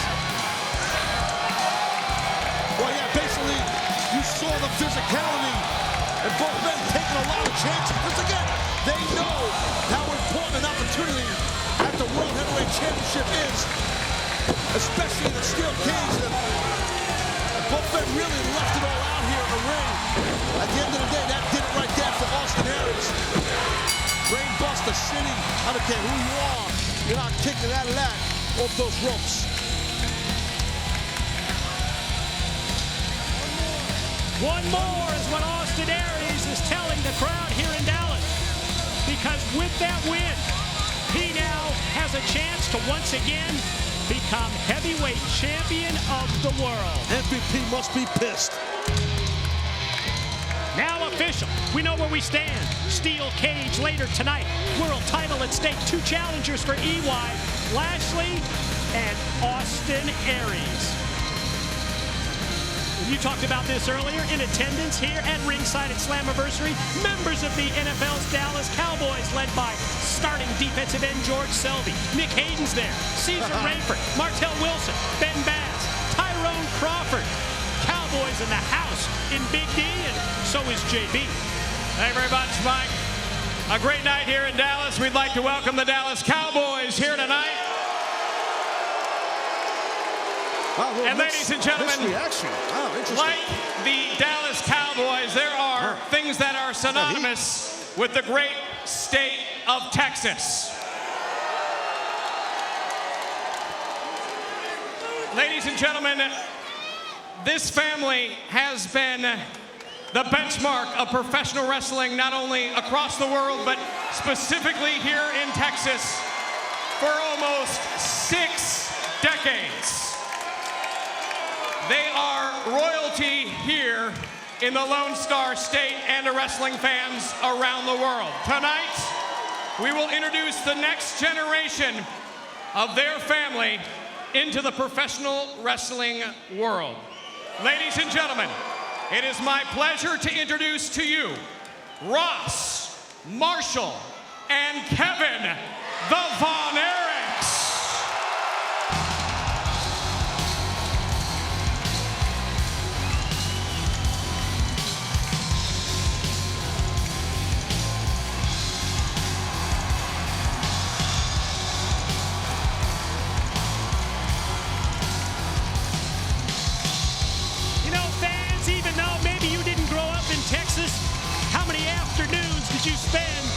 Watching world-class wrestling on ESPN, and I know many of you did, many people here in attendance did, just like our TNA announcers as well. I think I probably watched several hundred of Kevin Von Erich's matches, classics from the Sportatorium and other great venues here in Dallas, Texas. I've had the opportunity to wrestle Kevin Von Erich early in my career. So, yeah, that wasn't easy. But it's great to see Kevin Von Erich. Von Erich's in the house here. Pretty cool. Guys, welcome to TNA Impact Wrestling. Welcome to Slammiversary. And you, Kevin, happy Father's Day. It is that. It is that. It's so good to be here. So much fun.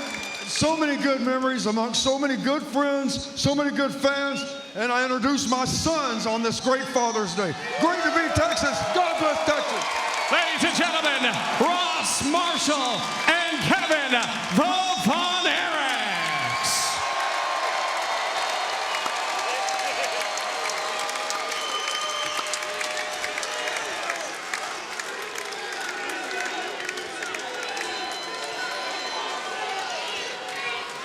It's a pretty cool moment here. Another one here tonight at Slammiversary. How many times have we said that? Oh, no, wait a minute. Bro.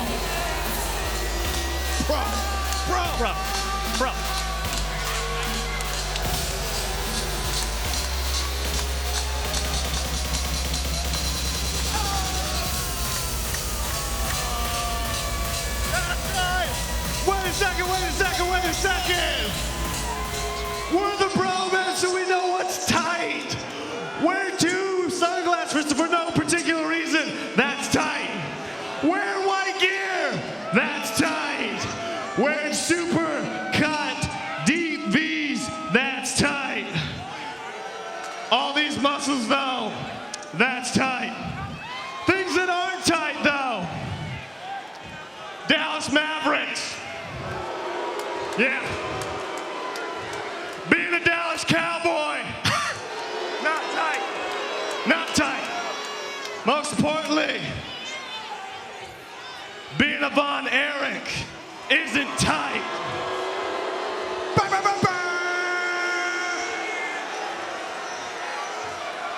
Well, at least DJZ don't have his turntables. Yeah, that is a bonus, Matter of isn't it? fact, we don't like the Von Erichs. Hell, we don't like Texans in general. Oh, you guys think you're so big and bad. You got your big ropes, your lasso stuff. Hey, you know what?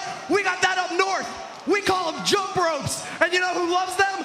Little girls. How about the mohawk? DJZ going a little rad. So why don't you boys take off those shirts and let's do this right now. So what do you think? Is the mohawk tight? Not really. Not really, not tight. You just saw, unfortunately, inexperience by Von Erichs there, by Ross and Marshall, taking their shirts off, turning their back, and they got attacked. Well, let's see what these two young men have here. But right now, Jesse. Yeah, against Marshall. Von Erich, 21 years of age, wrestles barefoot like his dad did. Yep, and there's his dad who... Father's Day treat for Kevin watching. National TV debut of the Von Erich brothers. Von Erich's trained by the legendary Harley Race, and they have also been trained at the Noah Dojo in Japan.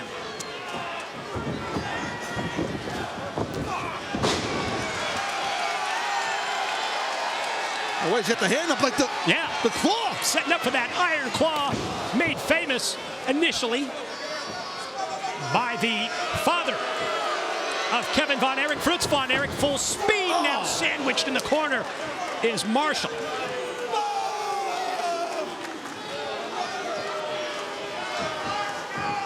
Well, you never know here. I mean, for the Von Erichs, this Marshall could be having a little stage fright here. This is a big moment here. This place is packed here on a live pay-per-view. Expectations are high. Absolutely, at Slammiversary, none less. But look at this. This Marshall. Keep in mind, Marshall's 21 years of age. Yeah, he's a young man, but he's got a lot of power. Sure does. Tag is in. Brother Ross, 26 years old, now legal. Whoa. Connects with the drop kick for DJZ one more time. A great extension in the middle of the body on that drop kick. Yeah, those drop kicks also reminiscent of his dad's offense. Elevated out to the apron, able to block DJZ. Answers with the right hand, but Jesse sneaking around. Oh, and before Ross can come flying off the top, Jesse of the Broman's able to knock him down. Ooh. Oh, DJZ flies with the flip dive up the ramp. Well, as great as the Von Erichs were back in the day, you didn't see that type of offense back in World Class. I don't think so. No, I don't think you would see that much back in the day. Gonna try and put him away here in their national TV debut. DJZ follow pin, not enough. Tags into Jesse.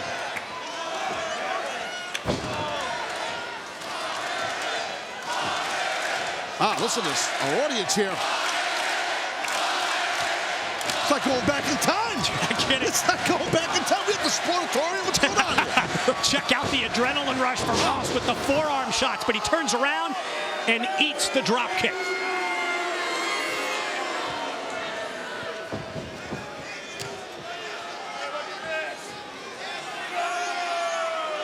A little quad flex in there, missed the leg drop.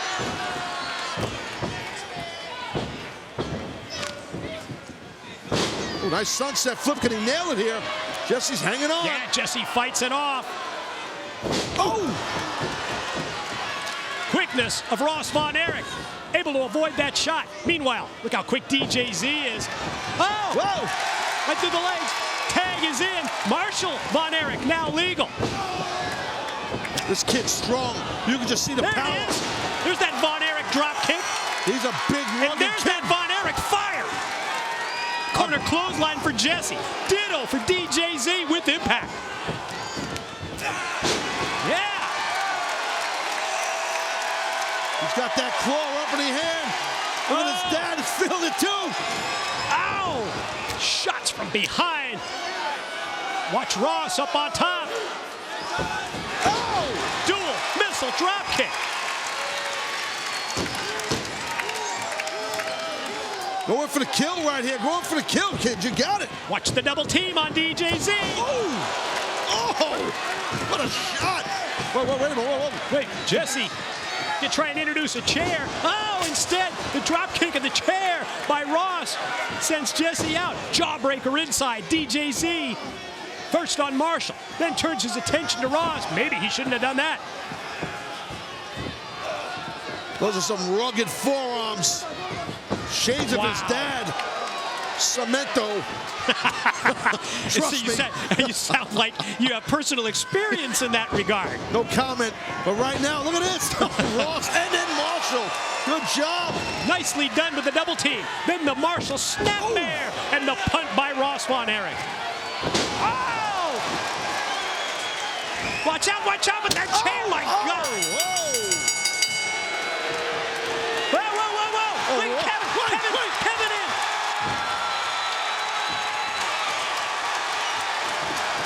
Oh, there's a claw. Iron claw. Can't believe this, Mike. Holy crap.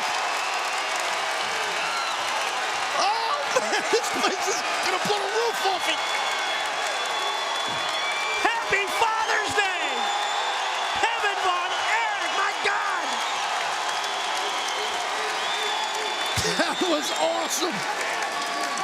And of course, he was barefoot when he did it. Why wouldn't it be?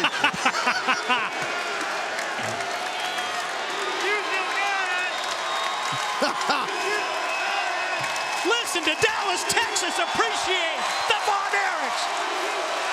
That's pretty cool right there. Not too shabby of a Father's Day for Mr. Von Erich, you know what I'm saying? That was awesome. Wow.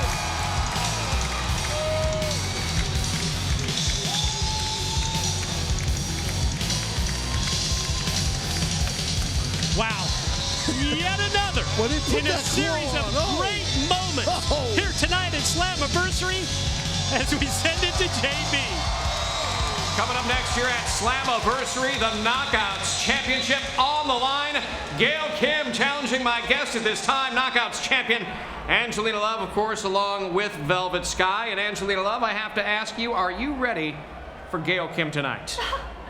Oh, JB, I was born ready, okay? And I just have one question for Gail Kim. Please tell me how she can consider herself to be the best knockout of all time when I am, in fact, the most decorated champion in the history of the Knockouts division. History. 6 times, Gail, and that is something even you will never beat. Well, ladies, let's be honest. I mean, 6 times, yes, you've won the Knockout Championship 6 times. Yeah. How many times have you won this Knockouts Championship without Velvet Sky's help? I mean, maybe 1, 2 times? Questioning me? What are you saying, JB? How dare you insult Angelina like that? What, just because we're besties and we do everything together, you're gonna hold that against us? Ugh. Let me tell you something. That's how the beautiful people roll. We show up together, we do our makeup together, and then we go out there and we kick some ass together. And that is why we are called the beautiful people. People, because we are 2. Get familiar. And 2 is always more fun than just 1. So, Gail, see you out there, sweetheart. All right, they are on their way to the ring. Angelina Love set to defend the Knockouts Championship against Gail Kim next here at Slammiversary. JB, you're right on the money. Title match. Number 2 tonight at Slammiversary. It's on deck. Knockouts Championship at stake.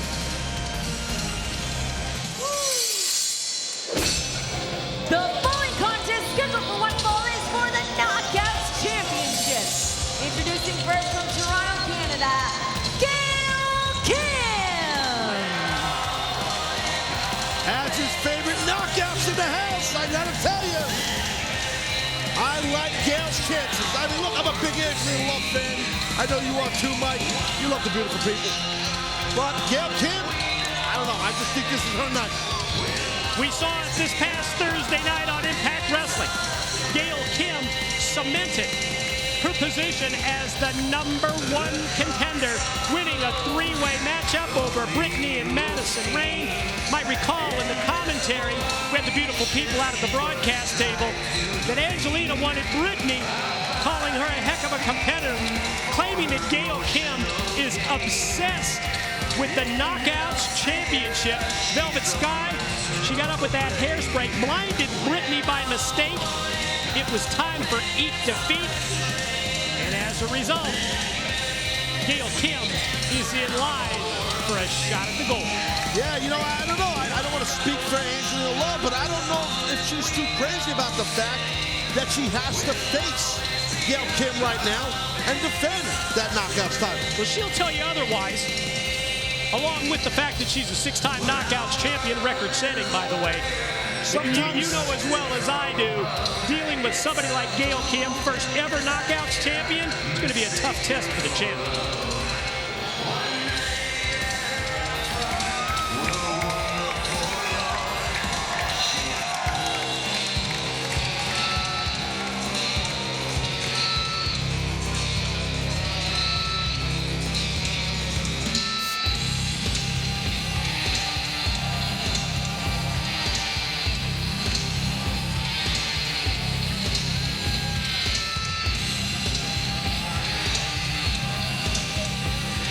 And her opponent, accompanied by Velvet Sky, one half of the beautiful people, and your Knockouts champion, Angelina Love.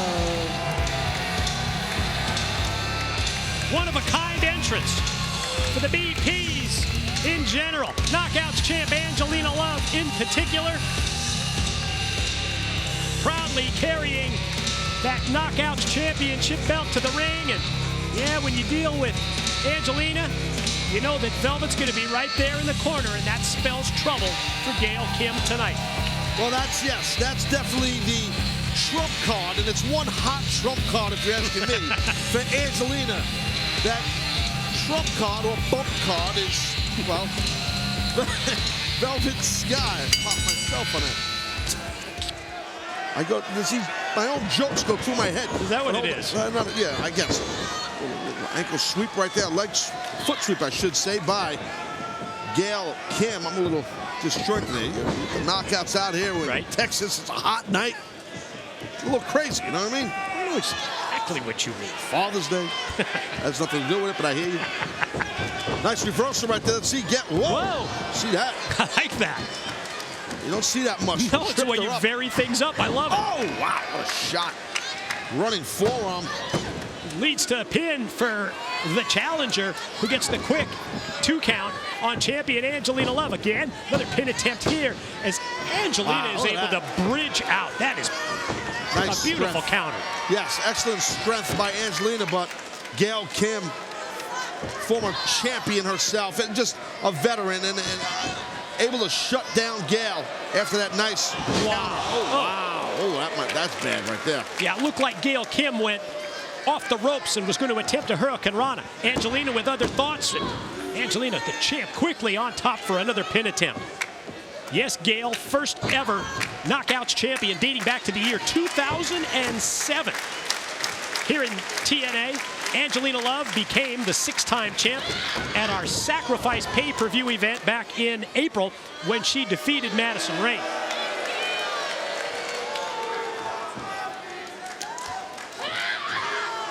And you know, Angelina, she's just got a definite mean streak, but so does Gail Kim. But I mean, it depends who's meaner, who's tougher.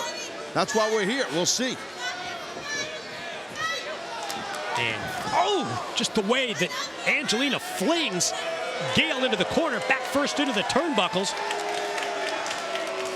The lovely blonde versus the lovely brunette, Mike. True. Botox injection versus Eat Defeat. I looked over at our French announce team over there. They're over there cracking up laughing. They love this. Parlez-vous! Parlez-vous!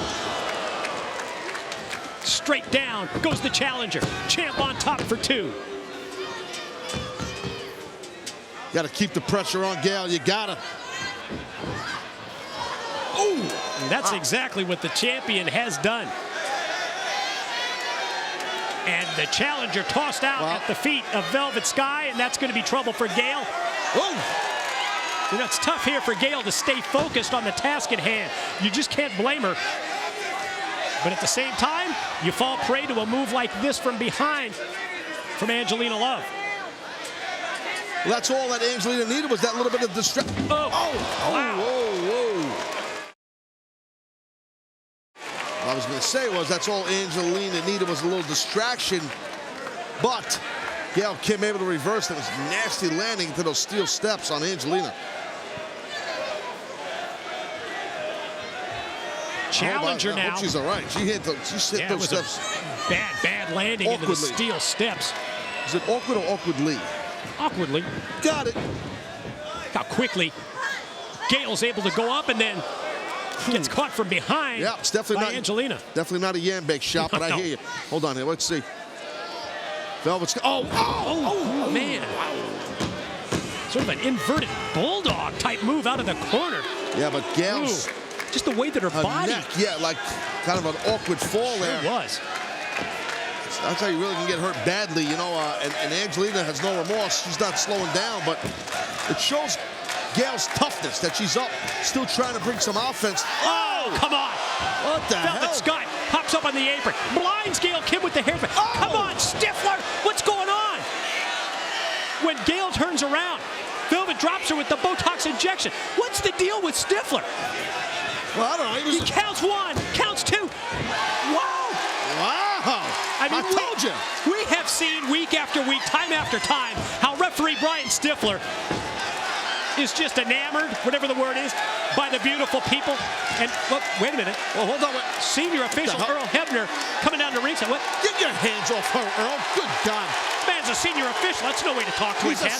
There you go. He's a senior citizen. Out of here. Oh, he just tagged himself in. He sent Velvet to the showers and tagged himself in as the referee. I'm going to take a shower. Well, don't move. Now, this is your opportunity, Gail. First the clothesline, then the drop kick right into the head. Earl Hebner bench Stifler. Leaping clothesline by Gail Kim.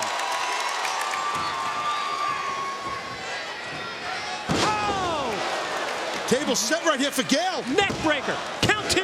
No.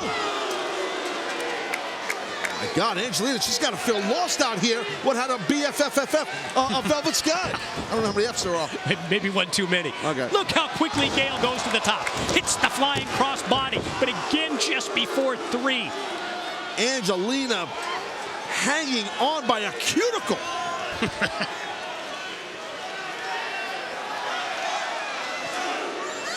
Oh, the corner mount was stopped after 2.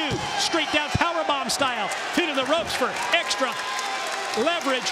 And yes, Stifler, that's how it's done. What is going on here? Hold on. Gail went for that drop kick in the corner and ended up making contact. And Earl Hebner down.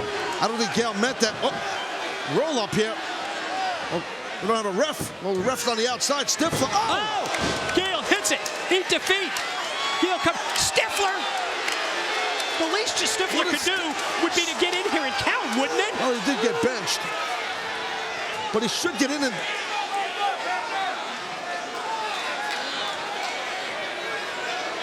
Uh-oh, watch out, Gail. No, instead, it's Gail with the roll-up. All right, Stifler's gonna get, he's gonna... Stifler standing there with his teeth in his mouth. Wait a minute, Angelina rolls over this time, and now Stifler comes in and makes the count. What the hell? Wow. Holy cow. Your winner and still Knockouts champion, Angelina Love. What's the deal with referee Stifler? What is going on here? I think it's pretty obvious what the deal is, Tell me what's so obvious. I don't see it. I see it, but I don't see it. I don't want to believe it, Mike. I don't want to believe it that Stifler's a dirty ref. I don't want to believe it. I don't know if it's dirty or if it's just enamored with the beautiful people. Can't blame him for that. He's smitten by the beautiful people. What's wrong with that? I'm just saying. Gotta admit, that was cool. Never expected that kind of reaction. It was awesome. Bro, I mean, we've created history all around the world. You know, the fans are gonna do that. You know, it's only expected, you know? Hey, it was great. Listen, you know exactly what I'm about to do to this kid. Absolutely. You gonna be out there? No, I can't. I gotta go back to the hotel. I got the twins waiting for me. It's Father's Day. Father's Day. You gotta do that. You're the right one with the thing. kids. Exactly. All right? Do your thing. I'll see you later. I know you can. All right? See you later. Be good. All right, boss. Later. Hey, Bully, real quick word. Real quick word. Just want to congratulate you guys on the Hall of Fame. It's fantastic for you guys. I know you're going out next. Face EC3. What are your thoughts? What's going through your head right now? What are my thoughts on EC3? Over my dead body. Over my dead body. Over my dead body. Over my dead body. Those words came out of your mouth last Thursday night. You made this match, Ethan. You signed your death warrant tonight. You're responsible for putting the thought into my sick, twisted, demented, hardcore, and extreme head of bringing back the Texas Death Match. And when I think of Texas, and when I think of pro wrestling, I think the Von Erichs. I think the Fabulous Freebirds. I think Stan Hansen. And I think of my idol, Terry Funk. You know what else I think? I think that you are in for a match that you never expected to be involved in. Ethan, I don't know if you're religious or not, and I don't know if you pray to God, but if you do, start praying. You can give your heart to the Carter family, because tonight, your ass belongs to Bully Ray. I'm gonna crucify you for the sins of your Aunt Dixie. And then I'm gonna baptize you in blood.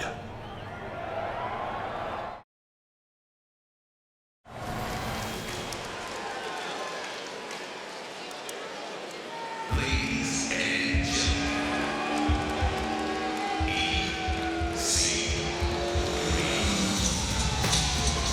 The following contest is a Texas Death Match.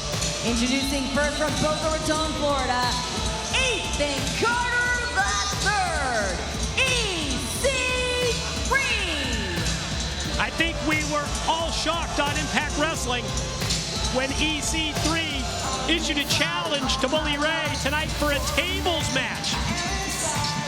But that familiar phrase repeated by Bully, only over my dead body, led to the counter. And that's what this is all about. Texas Death Match. EC3 gonna put that unbeaten streak in terms of singles competition on the line here against Bully Ray.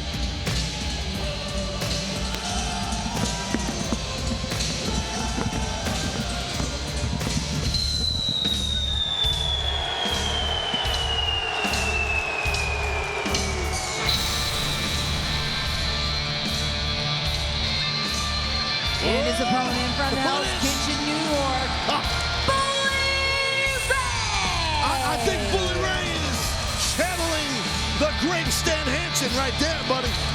No doubt about it. You had to love the history lesson in terms of Texas wrestling by Bully Ray. Fans here in Dallas heard their reaction to all the great names, including Stan Hansen, including the great Terry Funk.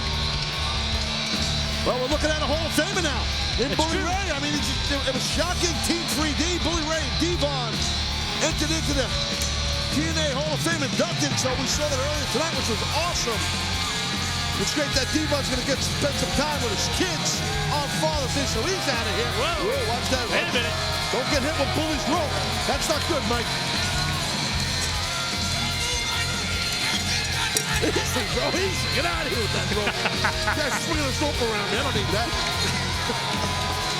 Taz, let's go over the rules of this Texas death match.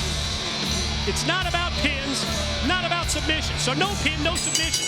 Furthermore, no disqualification. Anything goes. But here's the important aspect. You win when your opponent cannot answer the 10 count of referee Brian Hebner. It's that simple, which makes it such a physical and violent matchup. Hence the name Texas Death Match. So, oh man, this tell you, EC3 saying this is Carter country and not Von Erich country and not anybody else's country. It's his family's country right here in Texas. And I agree with that to a degree. But right now, he's in a realm that's not his. That realm belongs to Bully Ray. And the offense is just what you would expect in terms of Bully Ray trying to exploit the no disqualification rules. Watch out. Boom, man, tossed all the way out to the floor.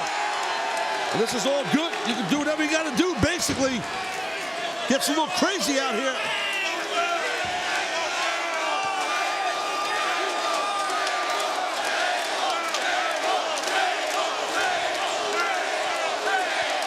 Newest member of the TNA Hall of Fame, feeding off the crowd reaction as he continues what has been a one-sided assault. Oh boy, wow. Well, they were chanting for tables. Got a few of them now. Got a few tables. You need some room. Need some room. There we go. He needs a little room. Give the man some room. Okay, don't trust me. There you go. You got room, bro. You're good. All right. Well, don't have that much room. So much for that. Maybe a little bit too much. I like it, Mike, but not that good. Not much. What is Bully up to here? Whoa, whoa, whoa. Pulling back. Oh, man, this is not good for EC3. Exposing the concrete.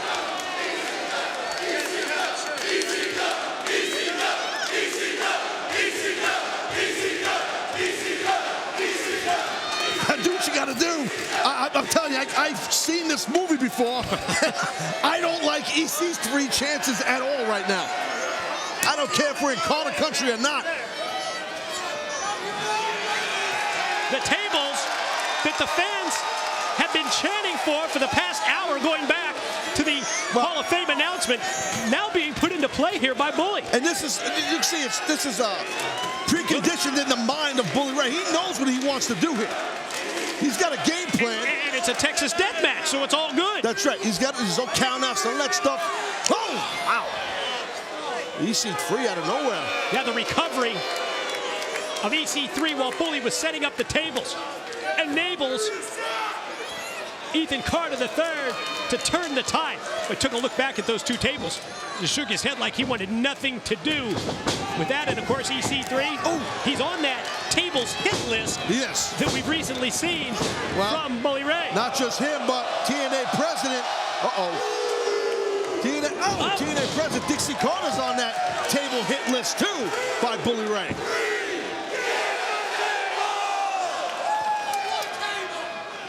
One more? One more. Where's he gonna put it? Well, he's already moved all the furniture around here in ringside, including the broadcast He's table. like a set designer around here. That's exactly what he is. Oh, man. I'll tell you, Bully's got a game plan, and EC3 is not part of it. He isn't. He's not part of it, meaning he doesn't know what's going to happen. That's what I'm saying.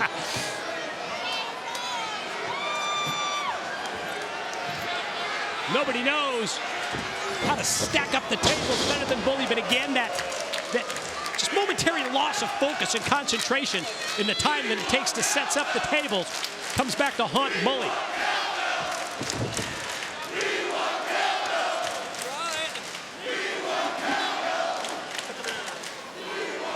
They want cowbells? Yeah, more cowbell.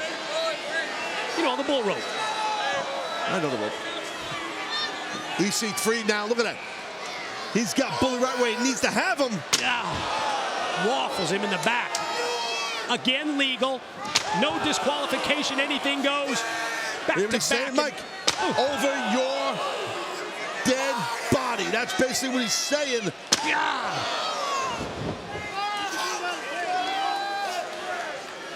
And again, this is the way that you win or lose this match. You win it when your opponent cannot answer, cannot get up at that 10 count. 5 from Brian Hebner, and Bully back to his feet. Oh, man. Well, I don't know if EC3 is going to answer a 10 count or a 20 count. Maybe a 5-minute count. That was nasty. He don't know where that kid is out. He don't know where he is. Force of the boot from Bully. Sends the steel chair to the head and face of EC3. Dragged and brought back up to his feet. Oh. Well, that'll wake him up.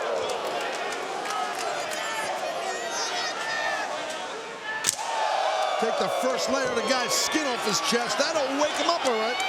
Anybody in the wrestling business I've been laying a heavier, harder chop than Bully? No, I've been chopped by this guy hardest ever. Ever. Trust me on that. Hardest chop ever. And one look at the chest of EC3 and how it's been discolored from those chops merely drives home the point that Taz just made.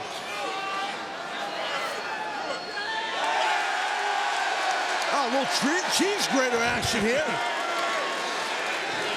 Wouldn't be a Father's Day without a cheese grater, would it?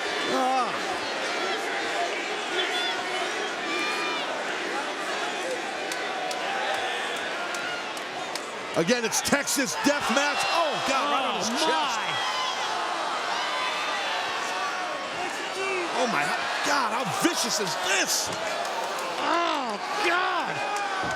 He chops up his chest with chops, gets it all marinated, and then he takes a cheese grater and grinds him. Marinated.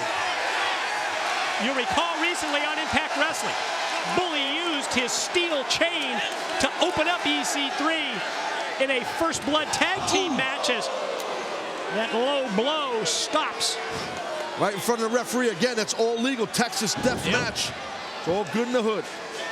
That low blow stops that.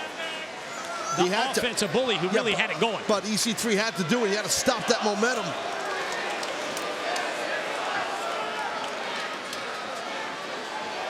Confidence level rises for Carter as he comes flying off the apron with a drop kick. He's desperate right now. EC3's desperate. He's got to do whatever he has to do to get some flow going, some offense going on Bully Ray. The nephew of our TNA president, Dixie Carter, here on his home turf in Dallas. Family members all watching and looking on. Just imagine the pressure on this kid. He's undefeated. He's here in Dallas. His family's all here. The Carters. You don't want to lose. A dazed Bully Ray trying to get his bearings at this point. I think some of those blood vessels are definitely busted up on the chest of EC3. Face first, man. That was really looked painful as hell. Another one. The viciousness that you would anticipate in a Texas death match. Exactly what we have seen from these two is a third time the head of Bully Ray rings off the steel chair. He wants the ref to count now. Feels that's enough to keep him down for 10. We'll see.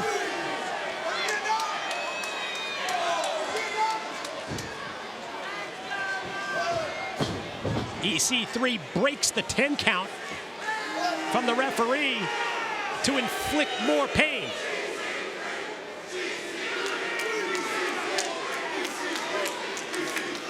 And now EC3 going to go high risk. We don't see this very often from Ethan Carter III. Well, that's why you don't see it very often. Not very good at it. Look how quickly Bully's able to recover. Head up to the corner. Well, he's got a lot of power locked in here. He's got size advantage. Oh, God! You see the landing on that suplex out of the corner off the top. Could have been worse, though. Could have been right in the middle of his spine. I think Bully might have missed his mark a little, what he had in mind on that. but still. Put the tail end of that chair. Steel chair. The lower body and the legs of EC3.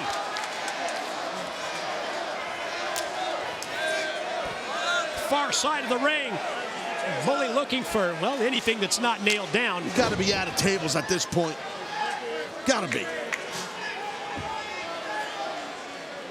What's he looking for? What do we got here? Looks like it's a trash can. A little Dallas Cowboy trash can. Logo. Well, you know, I don't want to brag, but go ahead. Now, that's some duct tape right there.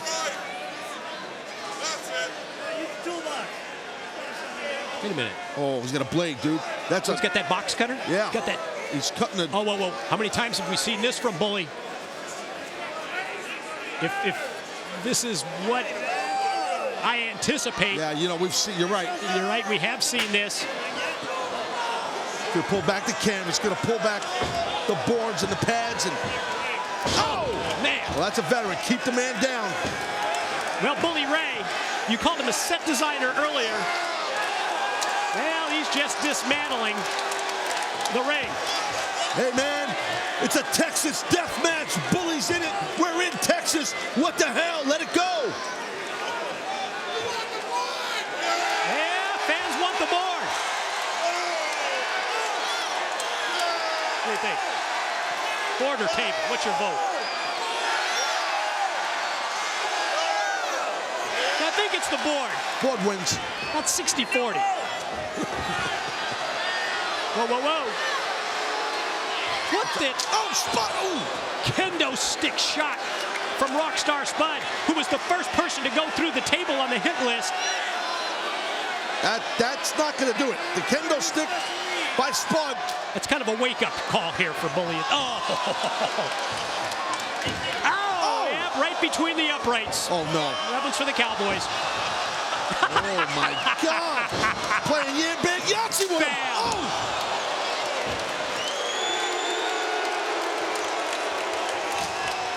It needs a beer and some Metallica, and we're good. Oh, look at this, EC3, nice. Whoa. Oh, wow, look at EC3. What an explosive move. The board's exposed by Bully earlier. His chest is killing him. You see he's grabbing at his chest. That cheese grater and the chop, but now here comes the count. Yeah, you're right. He dug down deep. He drove Bully head and face first into the boards, into the wood. And referee Ryan Hebner is at refs up to 6. Again, it's a 10 count. Bully's out, man. Boy, we're close here at 8. He's got to hurry up. Whatever it takes. Use the ropes. Get back up to your feet. Referee breaks the count. Wait a minute. The hell's in What's it? In there? I don't know.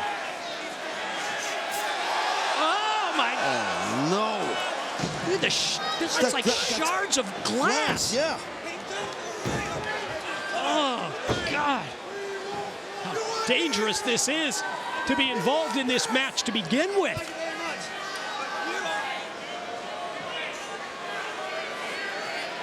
And now to have to deal with the glass being spread in the ring. This is going to get bad here. EC3's got Bully lined up for something. Caught him in mid-move. Oh, God. That chest on the glass. Caught him with the Bubba Cutter.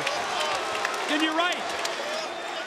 The already damaged chest and face of EC3 driven into the shards of glass.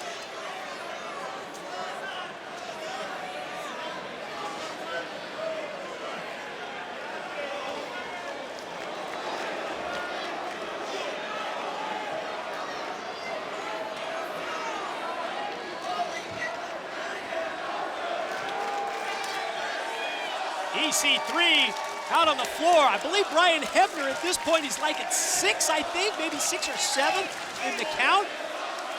And he's back up to his feet.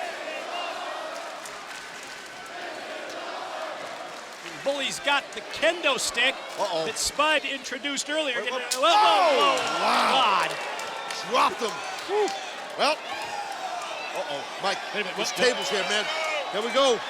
He set it up, man. This is what he wanted, whatever he's got in mind, whatever Bully's got in mind.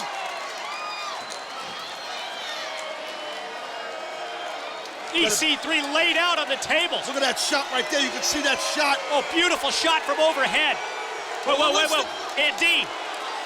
TNA President Dixie Carter. She's not going to let this happen to her nephew. Can't say I blame her. She says, don't you dare. Pointing the finger. Bully Ray. And of course, remember what Bully has promised that he's going to do, and who else is on that table's hit list. Whoa! Dixie better get out of here because Bully's not playing around. Bully in pursuit. Bully, of our calm TNA down. president. Bully, You're calm right. down. Oh, God! Did you see that collision? EC3 had just gotten off the tables. He had no idea. Mike, Dixie's out. She's out, man.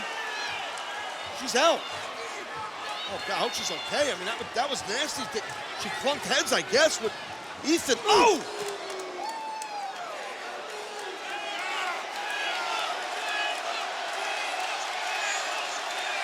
Uh-oh. Whoa. Mike, you don't think... Mike, you don't... Not in her hometown. Hold on. Forget about hometown. Mike, you don't think...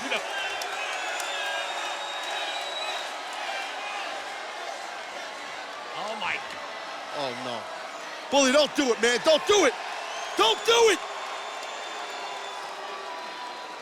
The prone body of TNA President God, Dixie Mike, Carter. I can't believe this is going to do laid out on this. the tables right here, just feet in front of us.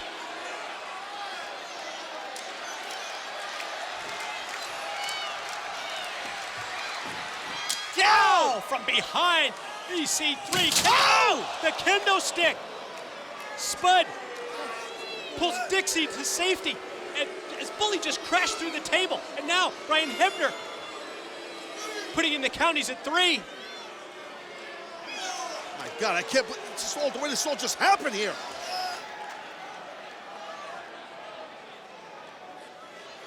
Brian Hebner's at 6. He's at 7.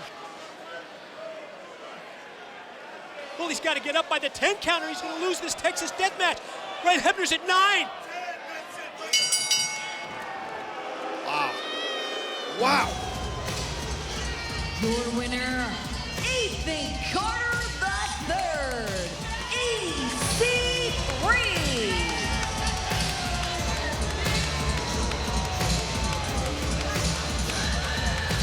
Well, you can't outplay a Carter in Texas, especially Dixie Carter, I gotta say. She yelled at me. I didn't do it. What's she yelling at me for?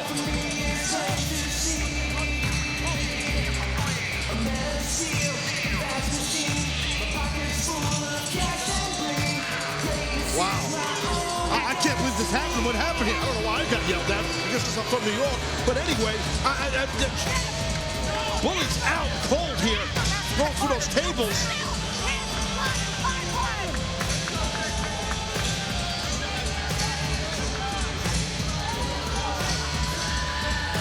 Wow. Crazy turn of events. Who would have thunk it? EC3 the victor in a Texas death match against Bully Ray? That's exactly what we have just witnessed here tonight at Slammiversary.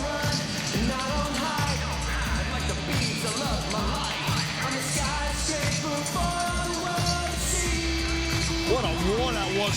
How physical. I mean, Bully had everything set. Pardon the pun. The table was set for him. Right. When he laid Dixie on that table, let's take a look here at the end of the match, towards the end of the match, what happened here. Everything kind of happened a little fast. Let's take a look.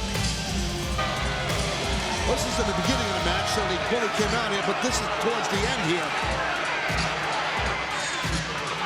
So Dixie was down and out, and then Bully was about to...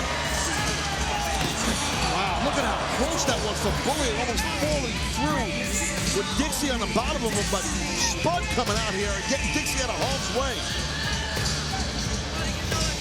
And to think that EC3 not only wins the Texas Death Match, but he beats Bully Ray at his own game, in essence, by putting him through the tables, thanks to Spud's interference.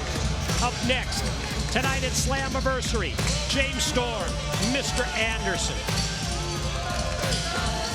Right now, this is big right here, man. Got a winner here is going to advance tonight to face Bobby Roode and then face our world champion. And Gunner has Anderson exactly where he wants him. And with James Storm.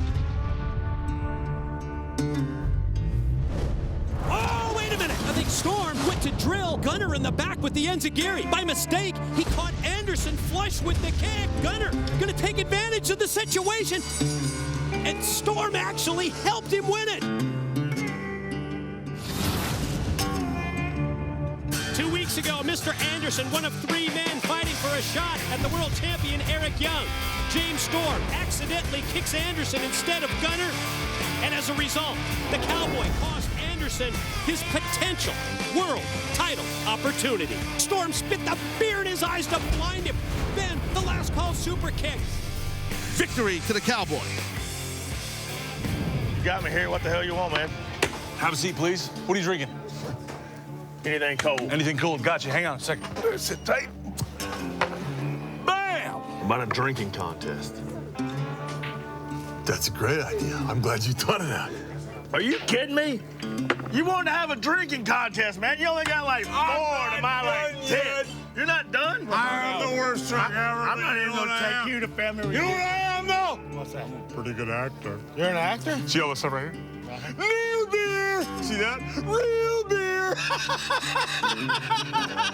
I'm not drunk! Revenge! Bam! I'm taking out the trash!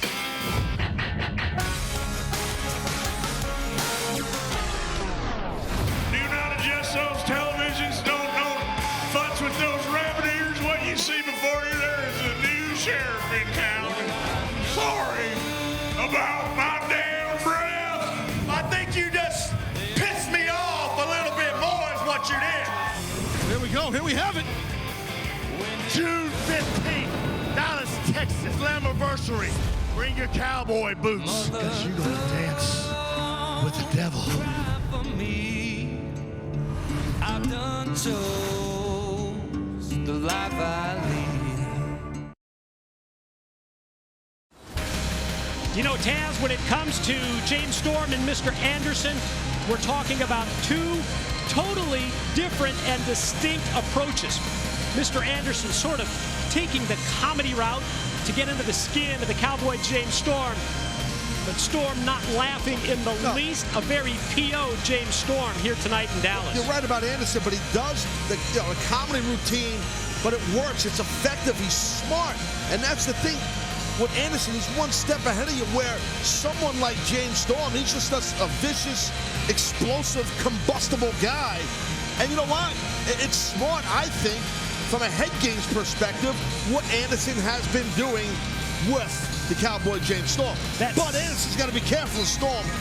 Come here right now tonight. And be careful of that serious side of the Cowboy James Storm. The words that we heard on Impact Wrestling from Storm were, you want to be a cowboy, then bring your cowboy boots to dance with the devil.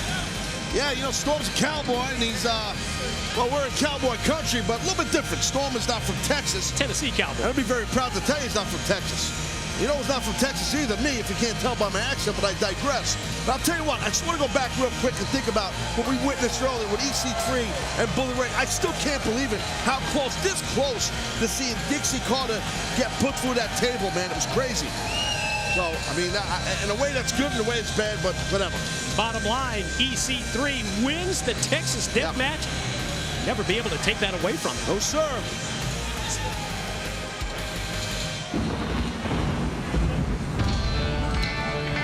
The bowling contest is scheduled for 1 fall.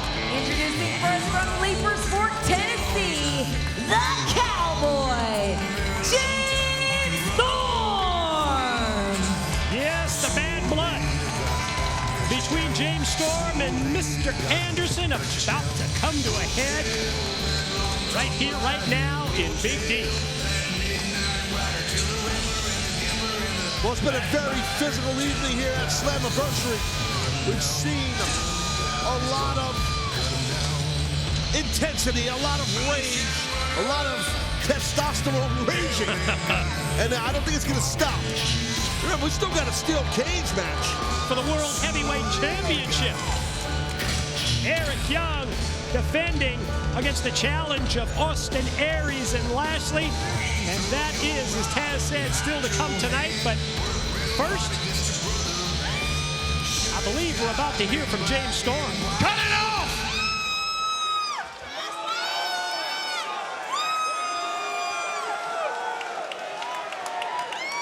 Now that a real cowboy has come to the state of Texas, I got a little something to say.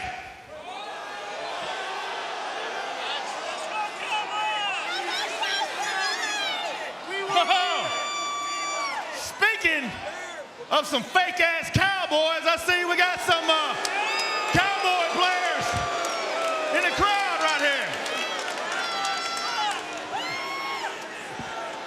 Did you bring that beer for everybody?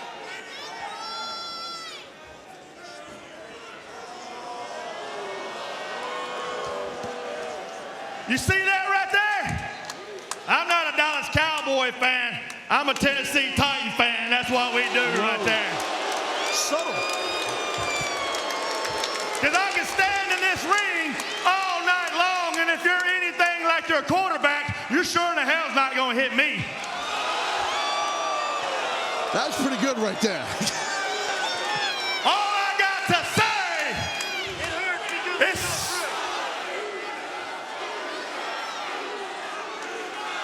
sorry about your damn luck.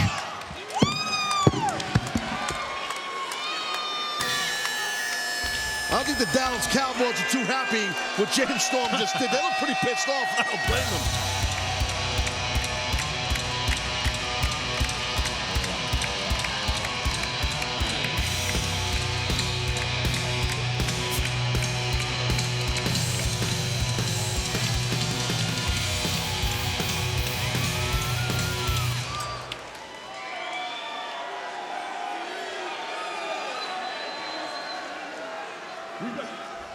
We got the Dallas freaking Cowboys here tonight, ladies and gentlemen. We also got this stupid freaking cowboy in the ring. And this guy from Green Bay, Wisconsin,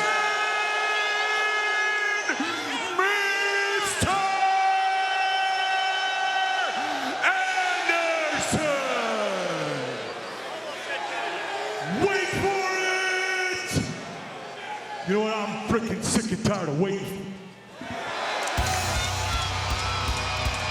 Well, yes, Anderson, always entertaining. But now it's time to throw fists here with James Storm. Well, it's go time, and that's Anderson. Well, that's his deal.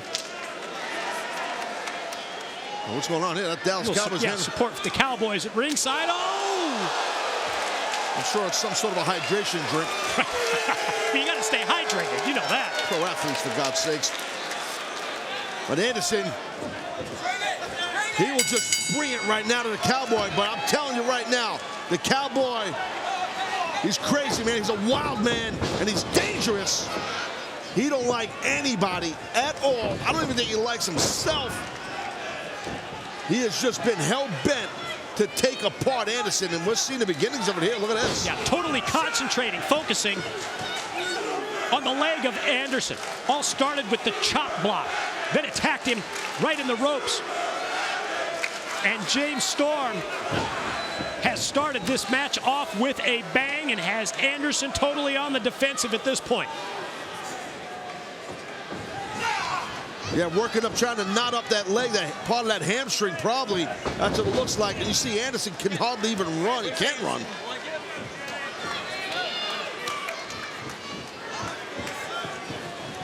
Assault on the legs continue. Going figure four right here. Sure looks like it. Going to drop down and cap it off. There it is. Never expected this game plan, Mike, by Storm. That's the pro that this man is. That's why he's a former World Heavyweight Champion. He's smart. He comes in with a game plan different than you would expect. Nobody would expect him to gun after the leg of Anderson and lock in the dreaded figure four this early in the match. Well, I have to agree with you, but Anderson able to try and stop the momentum of Storm, turning the figure four over. Usually you would think it Storm in anticipation of that last call super kick might work on the upper body of Anderson. Exactly. But not the case. No, I know, and there's no rhyme or reason why and how he sets up his game plans, meaning Storm. But I like that, going Makes after it that tougher leg. to prepare for. And I'm telling you, we're seeing Anderson look pretty good right here, but I bet you dollars to donuts that leg's not 100%. You can see the way he's running. Trying to fight back through the pain is Anderson. Series of strikes and then hits the spinning neck breaker. See what I'm saying? Yeah. Trust me. Tried to put all of his weight on it, and it wasn't, that's what happens. right. If I see it from sitting here, trust me, Storm sees it from across the ring from him. He took a little long and celebrates early and pays Anderson. Pin, here it is, quick cover and a quick 2 count.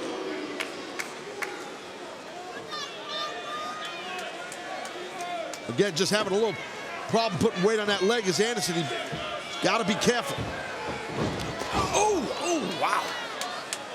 And maybe if you think about it, this attack on the lower body by Storm, maybe it's not to set up the last call super kick, but maybe it's to try and take away a move of Anderson, like, say, the mic check, where he's got to have that proper base. That's a good point. That could be, yeah, you're right. I did not think of that. That's a very good point.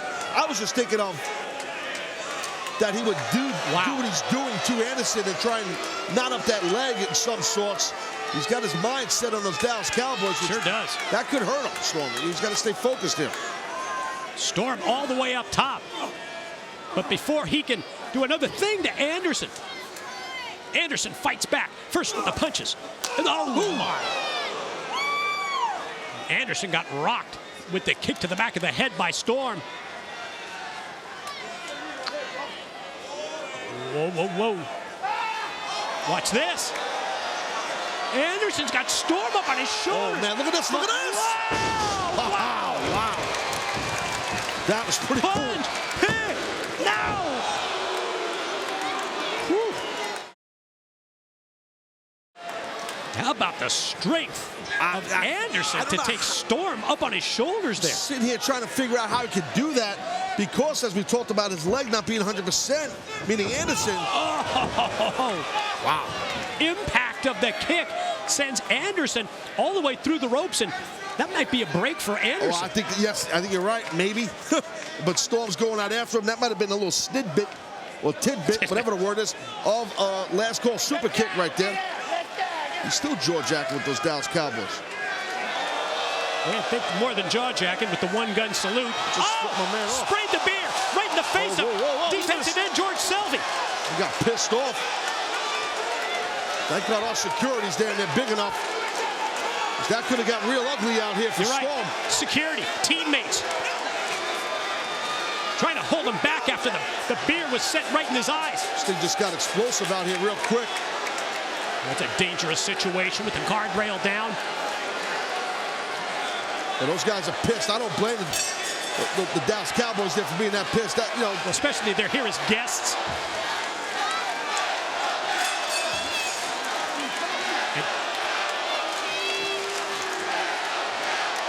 You're right, security doing everything. I'm not looking at the monitor. I'm looking at those guys' faces. Look, they're steaming over there. Whoa. No, you better... He's come over the guardrail. That's George Selvey of the Cowboys. Okay, well, our security needs to get him back because he's going to get hurt. Wait, but watch in the ring. Mike check by Anderson. Mike check by Anderson. Storm never saw it coming. Oh, man. Your winner, Mr. Anderson.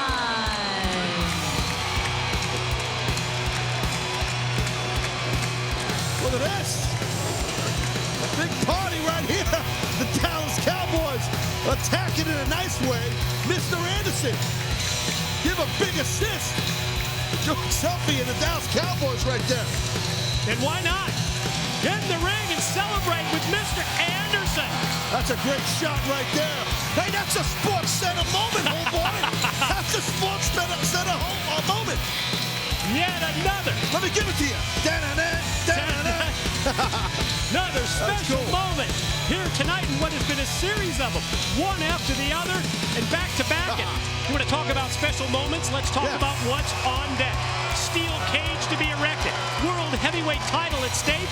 Eric Young has 2 challengers. Well, Eric Young, he's got his hands full for sure. Got to deal with Bobby Lashley. Got to deal with Austin Aries. Both men in a steel cage, gunning for the world title. Listen, Eric Young, he didn't sign up for this, but you know Eric Young, he's a fighter. He's a fighting champ. Knowing him like I know him, he's going to come out here and knuckle up against Aries and Lashley. Nothing's going to stop Eric Young, world heavyweight champion, is standing by backstage, I believe. I think JB is with EY. All right, thank you very much, Mike and Taz. What a night it's been, and yet to come. Up next, our main event, the World Heavyweight Championship on the line. The champ, Eric Young, stepping into the ring. Not 1, but 2 opponents tonight. EY, the last month, a lot has happened between you and me, but right now, none of it matters.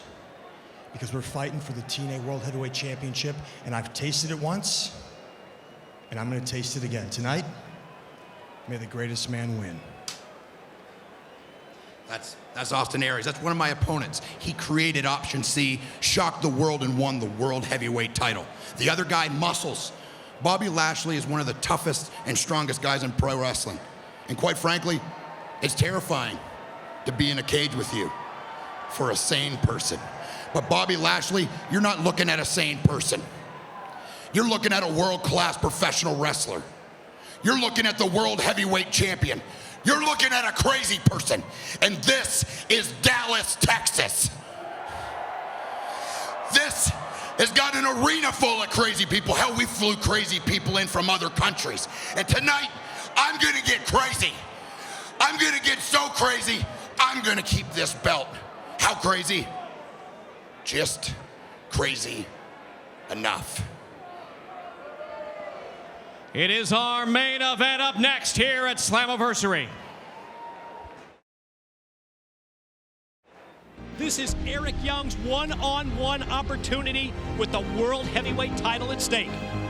He completes the gauntlet match. He was victorious. He shocked everyone. And then he demands an opportunity for the title tonight because he's waited 10 years.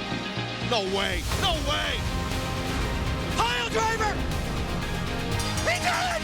Eric Young he's become the new World Heavyweight Champion, my God! You gotta be kidding me!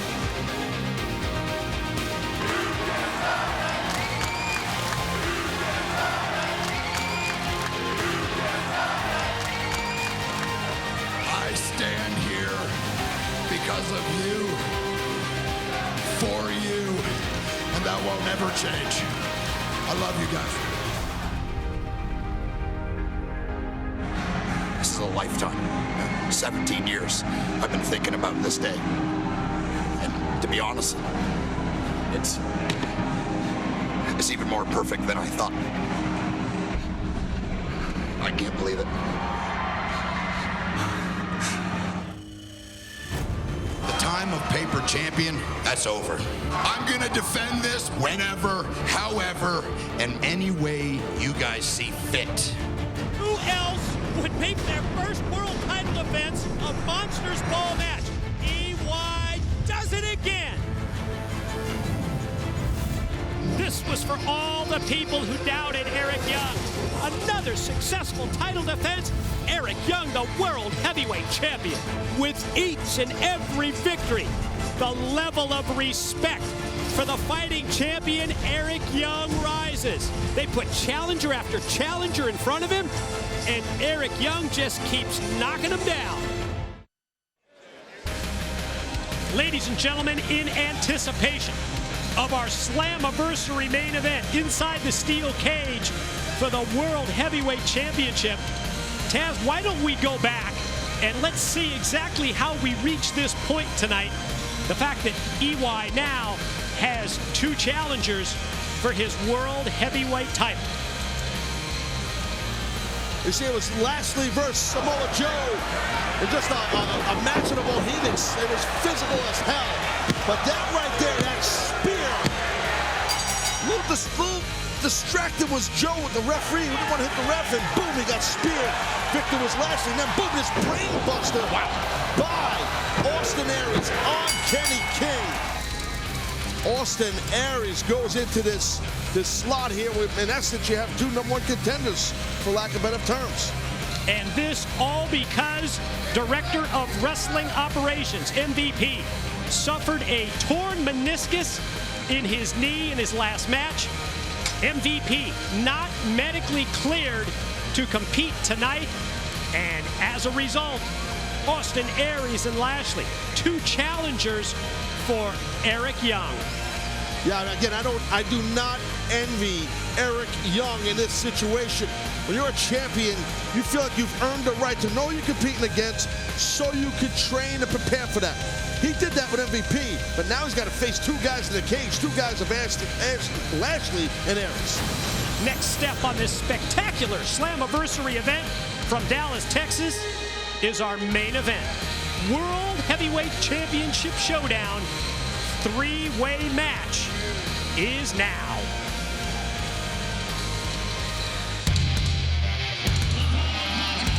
For one fall, and is your Slammiversary main event for the World Heavyweight Championship. Introducing first, challenger number 1, making his way to the ring from Tampa, Florida, weighing in at 216 pounds, a double Austin Aries. The victory over Kenny King puts Austin Aries inside the steel cage. He is challenger number 1.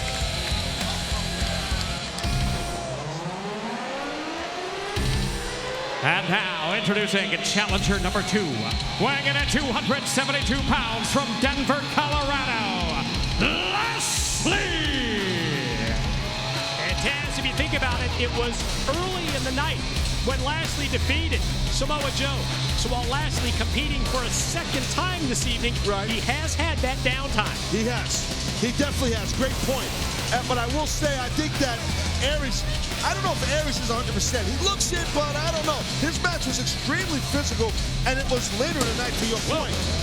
But the one advantage I have to say that the world champion has, who's coming out here in a second, is that he is fresh coming into this. He's going to need to be fresh. And now, introducing their opponents, weighing in at 235 pounds, from Nashville, Tennessee, he is the TNA World Heavyweight Champion, Showtime, Eric Young. As he's fresh, and he's crazy. He's crazy. Hell, think about it. Hold on, he's the craziest Canadian this side of Toronto Mayor Rob Ford. And that's saying a lot right there. But that guy's a trip. He's the whole vacation. But I digress. But anyway, look, you know Eric Young longer than me. You know him a long time. He's crazy, but he's crazy like a fox. He knows what he's doing. And he loves this type of stuff. He loves going into the underdog situation, the overachiever situation. That's his style. That's what built his career. I respect that out of him. So, but he's still, this is tough sledding right here, buddy. Real tough. There's the World Heavyweight title that was won by Eric Young on April the 10th. He won a Battle Royal. Yes, he later that night defeated Magnus to win the World Heavyweight Championship. Your World Heavyweight title match can only be determined by pinfall or submission only. And I like that, especially with the high stakes in this matchup. Let's make it pin or submission. No need to have escape the cage rules. And the bottom line, look, the cage is here to keep people out of it. You know, that's basically it. Just the 3 men and the referee going at it for the World Heavyweight title, and there's no wasted motion. And there goes Lashley, just running right through Aries. And this steel cage match at the request of Eric Young, after he won 2 out of the 3 matches on Impact Wrestling this past Thursday night. Eric unleashes the offense with the right hand. The leapfrog by Lashley. He drops the champ with the clothesline. And again, Bobby Lashley here in this steel cage match. Oh, man. He's on his own.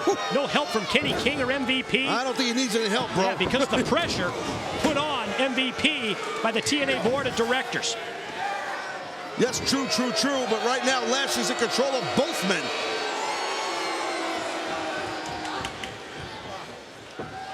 Going to take him up to the shoulder. Yeah, that Dominator, that running power slam. But instead, it's Aries who connects on Lashley. Well, look, I think both men, it's not that they, in essence, they are teaming up on Lashley, but they have something in common. Let's get this big monster out of this thing together, or just keep him down or hurt him. Oh, look at that. Wow. Yeah, that's impressive right there. The superior strength of Lashley, taking both Aries and Young overhead, but now, Lashley sent into the side of the steel cage by the teamwork. You gotta be careful. Yeah, but then watch Aries. You said be careful, and saw how quickly he slid in for the pin attempt. The thing is, like with Aries, Aries is about Aries, Mike. That's what, he's always has been. Straight up self-centered. I respect that out of the guy. And he's going to do what he's got to do to become the world champion. And if that means being buddies for a second or two with EY during this match, he would. And he did that. Right. That's how he is. He's conniving. He's He's also about to get press slammed. But press. Oh, my God. Wow. Boy, what a view we had of that. The face of Aries went right into the side of the steel cage, then on the other side of the ring. Aries, Young. Bobby, I'm sorry, Mike. Bobby Lashley just taking big human beings, throwing them around like they're ragdolls. Let's take a look here. Look at this. Both men ramming Lashley into that steel fence. But look at the power here. And then Lashley just, after that, took EY and just chucked him. Lashley covers the champ, and EY powers out. Again, pin or submission. The only way to determine a winner in the cage match. Well, look at this game plan here by Aries. Going after those round kicks, going after the back of the hamstring of Bobby Lashley. But, oh, man, again, the power. And look at this. Oh, watch EY. I'm sorry. Watch EY here, Mike. Here comes Eric Young with a missile drop kick off the top. Nailed Lashley. Champ covers. Champ gets two. What I was about to say was about Lashley, in my opinion, the longer the match goes, I feel the stronger he gets. And that's a conditioning thing. His match sense, his physicality, the muscle mass on him, his diet, everything about his life. He's built for battle. Lashley is built for battle, and he's proven it. Talked about the resumes of the two challengers throughout this evening. Lashley, former two-time World Heavyweight Champion. Aries, of course, taking that option C, turning the X Division Championship into the World Heavyweight title. And now Aries and Lashley look to become World Heavyweight Champions once again. You saw Aries grabbing at that shoulder. I'm telling you, that little bit right there we saw in Aries. He's not, I don't think he's 100% out of that match with Kenny King. I'm telling you that. You can definitely see him favoring it as he gets turned inside out by the champ's clothesline.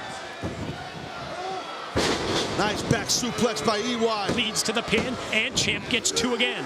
And you know what, Mike? I mean, how bad? Tell our audience how bad. And you know what, Eric Young, as I said very well, how bad, how proud, I should say, is EY being the world champion? I mean, he's talked about it on so many occasions, how it's been the most important factor in his wrestling life. All the years that he struggled to get to this point and become world heavyweight champion. And now, that title could be in jeopardy for sure. Dangerous jeopardy here. My God. Oh. Look at that. Look at that out of Aries. No stopping this guy. He sees EY, kicks out. He drills Lashley. I love it. Would he go for the brainbuster here on Lashley? Can he get him up? Can he get him up? Oh my God. He had that brainbuster in mind, but Lashley counters by flinging Aries overhead into the cage. And Lashley could win the title here with the pin on Aries, of course, and almost did. That's right. Let's take a look at the lower back, the lower spine. Oh, man, how about that? But he almost got the... How about that DDT out of nowhere by the champ? When Lashley covered Aries for the pin, if he would have got the 1, 2, 3, Lashley would have been new world champion. Imagine that. Just this close.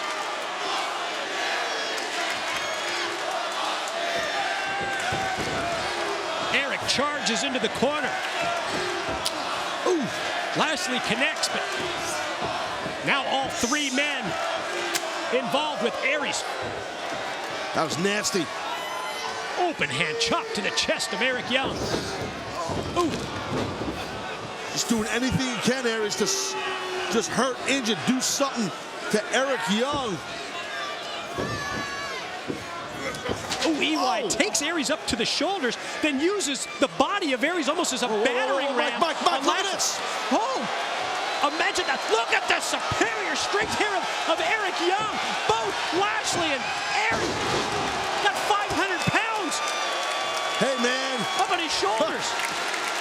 Wow. Mad respect right there for EY. Pin, cover on Lashley, no. Wow. That was impressive. Let's take a look at that. I'm not seeing it, but I'm not believing it. You got to do a lot of squatting, a lot of hack squatting and leg pressing to have that kind of power. And we come back live, and, well, we know the object is not to escape. As Eric was climbing up to the corner, who knows what he was having in his mind, what kind of offensive move that he would attempt from out the side of the this cage. is dangerous here, Mike. Very dangerous. Dangerous area here. And Lashley. Oh, no. Oh, my God. Look at the body of Eric Young just draped over the top of the cage. I don't know what the hell Lashley's doing here. Lashley reigning in the rights. But Aries. Hang on, this is dangerous here. Remember, it's pinfall off submission. That's it. Not escape the cage. This is dangerous. You have all these men, one EY hanging off the tops of the steel cage. Oh, no. Wow. Jumping in midair, snapping off the Hurricane Rana, Super Hurricane Rana from the top was Aries on Lashley. Wait, Mike. The champ. Oh, no. The crazy Eric Young. Oh, Eric, be careful. Oh, look how high Eric Young is. All the way at the top of the cage. Drops the elbow onto the chest of Lashley. That was insane. Here's the cover. Here's the pin. Aries makes the save. Wow. Aries going to go brainbuster. He's got him up. Got him. And he dropped him right on his head. Aries going to win it. Aries going to be the champ. Aries going to win it. Here's two. No, not enough. God, that was so close. Aries can't believe it. The move that has gained Aries so many wins. What a match. What a match. Oh! Aries speared out of his boots by Lashley. Who covered. And, oh, we almost had a new champion again right there. I don't know who's going to win this thing, but whoever it is, it's going to cap off.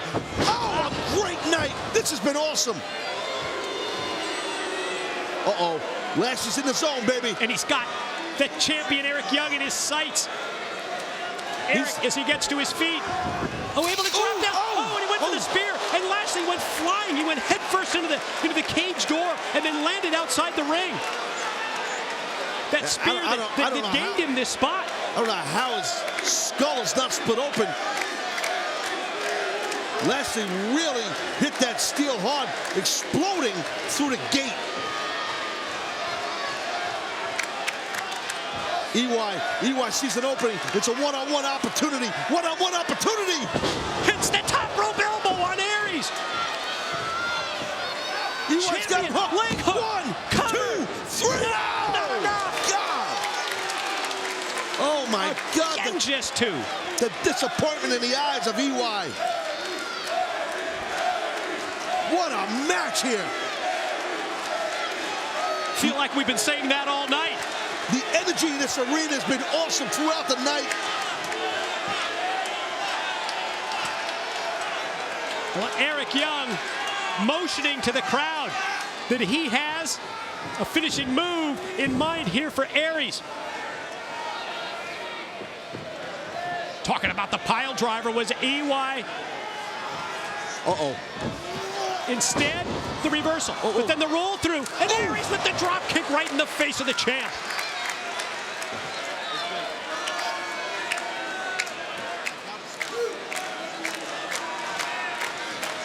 Well, you know, Lashley's still obviously out. I'm sure he's knocked out cold on the outside there. How hard he hit that steel gate. Again, a one-on-one opportunity for each of these men here. Aries first to his feet as they exchange mid-ring. The forearm shots.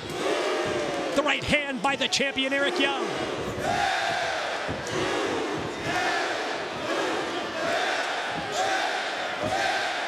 It's like a hockey fight out here.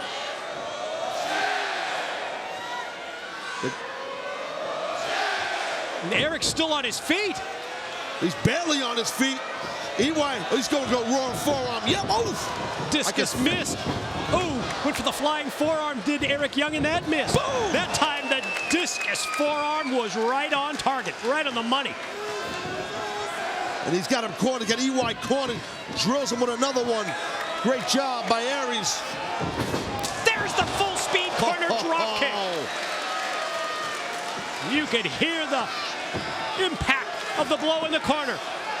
Opportunity presents itself for Aries if he hits the brain buster. EY able to fight it off using the side of the gate and hit the pile driver out of nowhere. Nailed it. Got to turn him over, Eric. Got to turn him over. Shoot Champion covers, 2, keeps the title. Ladies and gentlemen, the winner of the match, and still TNA Heavyweight Champion of the World, Eric Young. Tremendous job by Eric Young. Bobby Lashley at the very end was trying to get back in. You can see his eyes. He's out of it. He hit that steel so hard. The big story. EY somehow gets it done. Stage champ. What a spectacular ending to a tremendous Slammiversary pay-per-view event. Eric Young has done it again. EY remains World Heavyweight Champion. Taz, as we take another look at the incredible action inside the steel cage. Yo, we saw the dominance of Bobby Lashley throughout this thing here. And it was just the physicality of his 3D treatment. How about this? When the world champion, as you pointed out, just damn near about 500 pounds. Austin Aries was his excellent self as usual. Wow. And then EY off the top of the cage for a moment. It looked like Jimmy Snooker for a second, but that was a splash. And this right there was a difference maker. That had a knockout Lashley. And then these two men went at it one-on-one. EY and Aries. Could have went either way. Several close calls, but boom! Pile driver city. EY leaves Texas world champ. And there's the replay of the 3 count. You're right. Eric Young has done it again. EY overcomes the odds tonight at Slammiversary. Went from 1 opponent to 2. Think of the minimal time that Eric Young had to prepare for these 2 opponents tonight. But well, Eric Young has done it again. Yo, he's showing respect right here, Eric Young, to Austin Aries. And what a great night it was, I gotta say. From we saw the Von Erichs, the young Von Erichs in action, Ross and Marshall, and how about Kevin putting a claw on? The place erupted. We saw T3D get inducted into the Hall of Fame. I mean, just the Texas Death Match with EC3 and Bully Ray. Anderson and Storm, the involvement of the Dallas Cowboys. The ladder match with the X Division title. That was awesome. What a night it was. It really was. I mean, it just a great night. Great stuff through and through. Yes. And while we saw some incredible matches and incredible highlights throughout this Slammiversary event, what we'll always remember, world champ Eric Young, just crazy enough, he's still got the title.